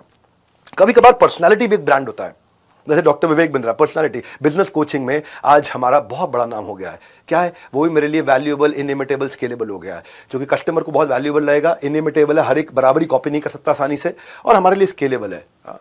तो अब जब तक आपका कोर फोकस प्राइवेट मार्केट में नहीं आया, आपको स्केल नहीं करना है। हमारी अपनी कॉम्पिटिटिव पोजीशनिंग को क्लियर करना है। बड़ा बिजनेस मेरी कंपनी का नाम है और कंपनी का नाम ही बिजनेस बड़ा करना कॉम्पिटिटिव पोजीशनिंग है। ये 10 डे एमबीए के बारे में बाकी लोगों को भी जरूर बता देना, बहुत फायदा होने वाला लोगों को। हाँ, मैं कॉम्पिटिटिव पोजीशनिंग के बारे में आपको समझाया, अब आते हैं स्केल करने की और स्ट्रैटेजीज पे। कोर को और अच्छे से अलग प्रकार से सीखते हैं। मैं आपको अलग अलग मॉडल देता हूं स्केल करने के। हाँ, अब आप स्केल करने जा रहे हो, आपको स्टार्टअप की जर्नी देखिए 1000 दिन की। जब आपको इसको भी चेक करना है, क्वालिफाई करना है, मैनुअल को खोलते रहना भाई। इस मैनुअल का बहुत इस्तेमाल करना। प्रिंट आउट नहीं निकाला, खाली पीडीएफ में रखा तो काम नहीं कर पाओगे। पेन से घिस घिस के काला कर देना पूरे के पूरे मैनुअल को। आपने धंधे में चेक करो, जो धंधा है उसमें क्या इमीडिएट कैश फ्लो आ रहा है, क्या रेगुलर कैश फ्लो रहेगा इस धंधे के अंदर, क्या रेगुलर तो रहेगा लेकिन सस्टेन करेगा, क्या रेगुलर है, सस्टेन हो रहा है और इमीडिएट भी आ रहा है लेकिन बढ़ बढ़ के आएगा। आपने बोला हाँ रेगुलर आएगा, लेकिन क्या सेम आएगा रेगुलर सस्टेन होकर के, या बढ़ बढ़ के रेगुलरली सस्टेन होकर, बढ़ बढ़ के रेगुलरली सस्टेन होकर आएगा। तो वो है आपका कोर। और फाइनली, क्या इसमें मुझे बैठना पड़ेगा, क्या मुझे गल्ले पे बैठना पड़ेगा, मेरे गल्ले पे बैठे बिना काम हो जाएगा। अगर गल्ले पे बैठे बिना काम हो जाएगा तो स्केलेबल है। हाँ, ये है वैल्यूएबल, इनिमिटेबल, स्केलेबल। अब इसके लिए जब आपको स्केल करना हो ना, तो याद रखना आइडियल एमबीए। आइडियल का मतलब क्या होता है, मैनेजमेंट बाय एब्सेंस। एमबीए का मतलब क्या है यहाँ पे, मैनेजमेंट बाय एब्सेंस। आप नहीं हो गल्ले पे नहीं बैठे, गल्ला छोड़ो कैंपेन, आपका गल्ला छोड़वाऊंगा मैं। बिना गल्ले पे बैठे धंधा कैसे किया जाए। आई मतलब इंटीग्रेशन। हाँ, एक आदमी 3 का काम करे, इंटीग्रेट करो काम। डी मतलब डेलीगेशन, सारा काम खुद नहीं करना, जो आपका 60 70 80% भी आपकी क्वालिटी का कर दो, उसको डेलीगेट कर दो। ई का मतलब एलिमिनेशन, जिस काम को करके बहुत ज्यादा वैल्यू नहीं मिल रही है आपकी कंपनी में, उस काम को डिलीट करना शुरू करो। ए मतलब ऑटोमेशन। जब आप टेक्नोलॉजी ले आते हो तो टेक्नोलॉजी 10 20 30 लोगों का काम अकेला कर सकता है, सॉफ्टवेयर 50 लोगों का 100 लोगों का काम कर सकता है। और एल मतलब लिबरेशन। लिबरेशन का मतलब आउटसोर्स करना सीखो, जो आपसे अच्छा कर सकता है और आपसे कम खर्चे पे कर देगा उसको करने दो। तब आप स्केल करने की तरफ आगे बढ़ोगे। आपका क्रिटिकल रिपीटेबल बन जाएगा। जो क्रिटिकल काम होता था वो रिपीटेबल कैसे बन सकता है, यानी कि आपकी एब्सेंस में कोई और भी काम उसी क्रिटिकल काम को रिपीटेबल तरीके से अपने आप कर दे, आपकी वहां जरूरत ना पड़े। और जब आप ऐसा करते हो, अब आपको स्ट्रैटेजीज की तरफ बढ़ना है। स्ट्रैटेजी के चैप्टर में मैं तीसरे दिन आपको बताऊंगा कि देखो रेवेन्यू बढ़ाने के लिए क्या करना है। ज्यादा कस्टमर मतलब ज्यादा टर्नओवर, या ज्यादा ट्रांजैक्शन कर ले वही कस्टमर तो ज्यादा टर्नओवर, या फ्रीक्वेंटली ट्रांजैक्शन करे लॉयल हो जाए तो ज्यादा टर्नओवर, या ज्यादा महंगी आइटम बेचूंगा मैं तो ज्यादा टर्नओवर, या मैं ज्यादा प्रोडक्ट्स ऐड कर दूं तो ज्यादा टर्नओवर। अब मेरे लिए कौन सी स्ट्रैटेजी ठीक है, ये मैं आपको तीसरे दिन बताऊंगा कि स्ट्रैटेजी को आगे लेकर चलना है। पर याद रखिएगा, जब आप स्केल करने जा रहे हैं, कोर आपको मिल गया, फोकस पार्ट मार्केट सक्सेस हो गई, अब मायोपिक मत रहो, थोड़ा सा बाहर निकलो, रैट रेस से बाहर निकलो। पेचेक टू पेचेक मत सोचो। आप ये सोचो कि आपका नेक्स्ट ईयर और नेक्स्ट टू नेक्स्ट ईयर क्या होने वाला है। थोड़ा सा दूर देखो, थोड़ा जूम आउट करो, नए प्रोडक्ट डेवलपमेंट के बारे में सोचो, नई ज्योग्राफी के बारे में सोचो, नए स्किल सेट के बारे में सोचो। ये तो पहले दिन का किक दे रहा हूं, अभी आपको 9 दिन बाकी है, लंबी छलांग लगाएंगे, ग्रोथ का ग्राफ बनाएंगे, इनसाइड रूम होकर के भी आउटसाइड ऑफ द बॉक्स सोच और इमेज तैयार करेंगे, और 10 दिन इसके लिए एकदम काफी है। फाइनली मेरा 20वां अध्याय आज का, सोलोप्रेन्योर से एंटरप्रेन्योर कैसे बनता हूं मैं। अब आने वाले समय में जब आपका फोकस पायलट मार्केट ठीक हो गया, मार्केट समझ में आ गई, आपने प्रोडक्ट को पिच कर दिया, देख लिया कि अब एक्सपेंशन के लिए रेडी हो गए, कोर निकल आया, अब अपना प्राइस बढ़ाना शुरू करोगे। अब आप हाई टियर क्लाइंट को पास जाओगे, अब आप सिलेक्टिव हो जाओगे, ये काम लूंगा ये नहीं लूंगा। अब आप काम को सब कॉन्ट्रैक्ट भी करना शुरू करोगे, अब आप पैसिव इनकम स्ट्रीम्स बिल्ड करोगे। जिंदगी में वो बन सकता है बड़ा जो कि पहले से ही है तैयार खड़ा। इसीलिए जो पहला अध्याय था आज का बड़ा इंपॉर्टेंट था कि भाई मैं कब समझूंगा कि अब मेरा बिजनेस खड़े होने के लिए तैयार हो रहा है, जो कि मैं अब ज्योग्राफिकल एक्सपेंशन करूंगा। अब जब मैं एक्सपैंड करने जा रहा हूं तो मुझे क्या सोचना है, किन चीज़ों का ध्यान रखना है। मुझे ये देखना है कि मैं जिस मार्केट में जा रहा हूं वहां रिसोर्सेज हैं कि नहीं है, वहां रॉ मटेरियल मिल रहा है कि नहीं मिल रहा, वहां मैन पावर मिल रही है कि नहीं मिल रही। जहां मैं जा रहा हूं क्या वहां मैं कंसोर्शियम बना सकता हूं, किसी के साथ पार्टनरशिप कर सकता हूं क्योंकि नया रीजन है। जहां मैं जा रहा हूं क्या मैं वहां कहीं से बाजार से विदेश से कोई टेक्नोलॉजी ट्रांसफर अग्रीमेंट लेके आ सकता हूं कि भाई टेक्नोलॉजी आपकी यहां यूज कर लूंगा, उसको किराया आपको दे दूंगा। क्या मैं जब मैं जा रहा हूं बाहर, क्या मेरी होम मार्केट सैचुरेट हो गई है, क्यों जा रहा हूं मैं, अभी पहले ये मार्केट तो पूरी खाई नहीं, वैसे ही भागे जा रहा हूं, मेरे को स्केल करना है। ये चीजें सोचने की हैं जो मैं बता रहा हूं, बहुत वैल्यूएबल चीजें दे रहा हूं आपको। ये एक एक सवाल में एक एक सवाल आपकी जिंदगी बदल सकता है। मैनुअल को इस्तेमाल करना है आपको। जहां मैं जा रहा हूं वहां पॉलिटिकल फैक्टर्स कैसे हैं, इकोनॉमिक लीगल फैक्टर्स कैसे हैं। जहां मैं जा रहा हूं मुझे वर्किंग कैपिटल कितनी वहां रिक्वायरमेंट होगी, उसका बजट बना के जाऊंगा। जहां जा रहा हूं वहां क्या मैं लोकलाइज माल बना सकता हूं वहां का, क्योंकि लोकलाइजेशन इज ग्लोबलाइजेशन, उधर का लोकल माल बना सकता हूं मैं। जहां मैं जा रहा हूं क्या मैं वहां किसी छोटी कंपनी को जो अच्छा नहीं कर पा रही उसको खरीद लूं और उसके माध्यम से वहां आगे बढ़ जाऊं। इनऑर्गेनिक स्ट्रैटेजीज को एक्विजिशन बोलते हैं। क्या मैं जहां जा रहा हूं वहां मेरे को डिस्ट्रीब्यूशन नेटवर्क, सुपर स्टॉकिस्ट और सीएनएफ मिल सकता है जिसके द्वारा मैं वहां डिस्ट्रीब्यूट कर सकूं। भाई लोगों जब भी घूमने फिरने जाते हैं ना, कि यार मैं यूएस घूमने जा रहा हूं, दुबई जा रहा हूं, या मैं ऑस्ट्रेलिया जा रहा हूं, यूरोप जा रहा हूं, स्विट्जरलैंड जा रहा हूं, अकेले जाने में वो मजा नहीं है, जब आप परिवार के साथ जाते हैं, पूरी टीम्स के साथ जाते हैं, तब आता असली आनंद, वो एक्सपीरियंस होता है। तो सोलोप्रेन्योर से एंटरप्रेन्योर बन के आगे जाना जीवन में, डायनामिक्स और डायमेंशन दोनों बदल जाते हैं। और इसके लिए आपको जरूरत पड़ेंगे फ्रेमवर्क। इस फ्रेमवर्क के बारे में आने वाले दिनों में बताऊंगा। मेरे बीबी इंपैक्ट के बारे में 52 पावरफुल फ्रेमवर्क दिए हैं, जो मेरा नेक्स्ट प्रोडक्ट हमने लॉन्च किया है, जो मेरे लीडरशिप फनल के फ्रेमवर्क्स हैं, इंप्लीमेंटेबल, आउटकम ओरिएंटेड है। और जो आने वाले मेरे दिन है, जो मेरा अभी मार्केट रिसर्च और प्रोडक्ट डेवलपमेंट का है, उसमें मैं कल बताऊंगा कि प्रोडक्ट की तैयारी कैसे की जाती है। अब एक एक टॉपिक को लूंगा। अभी सोलोप्रेन्योर से एंटरप्रेन्योर की जर्नी ली है, how to start a startup. अब एक एक टॉपिक लेते जाएंगे कि अब आप जो प्रोडक्ट तैयार करोगे तो उसकी डिटेल में जाऊंगा मैं, कैसे कंज्यूमर बिहेवियर कैसे है, थिंकिंग फ्रेमवर्क क्या होते हैं, लिटमस टेस्ट क्या होता है, बेट एंड हुक मॉडल क्या होता है, मार्केट रिसर्च कैसे करेंगे। जब स्ट्रैटेजी के दिन आऊंगा तीसरे दिन, तो वहां leadership in pipeline, score board, issue based strategy, scenario analysis, competitive collaborative strategy. इतना बढ़िया कंटेंट हिंदी भाषा में एग्जांपल्स के साथ में नहीं मिलता। ये पहला दिन था, पहला अध्याय, पहला एपिसोड। बस जो मेरे साथ 10 दिन का बिंज वॉच कर जाएगा, बिंज वॉच करते हो ना, बिंज वॉच कर जाएगा, बिजनेस के बॉक्स ऑफिस पे ब्लॉकबस्टर हो जाएगा। ना कैश, ना चेक, ना यूपीआई। मैंने बस आपका टाइम मांगा है, मुझे और कुछ नहीं चाहिए। कंसिस्टेंसी आपकी कॉस्ट है। कंसिस्टेंट रहना 10 के 10 दिन, और एग्जाम जरूर देते रहना। अभी के अभी एग्जाम दे दोगे तो अभी आपको फ्रेश है, याद रहेगा, नोट्स बना ले जाऊँ। और डिसिप्लिन आपकी मेरे को फीस है, डिसिप्लिन की फीस चाहिए मुझे। लर्निंग का ये डोज जब लोगे आप हर रोज, तो आप अपने आप आगे बढ़ते चले जाओगे। हमारे साथ जुड़े रहने के लिए, इस MBA 10 डे MBA को ज्वाइन करने के लिए आप सबका हृदय की गहराई से प्रेम पूर्वक बहुत बहुत धन्यवाद।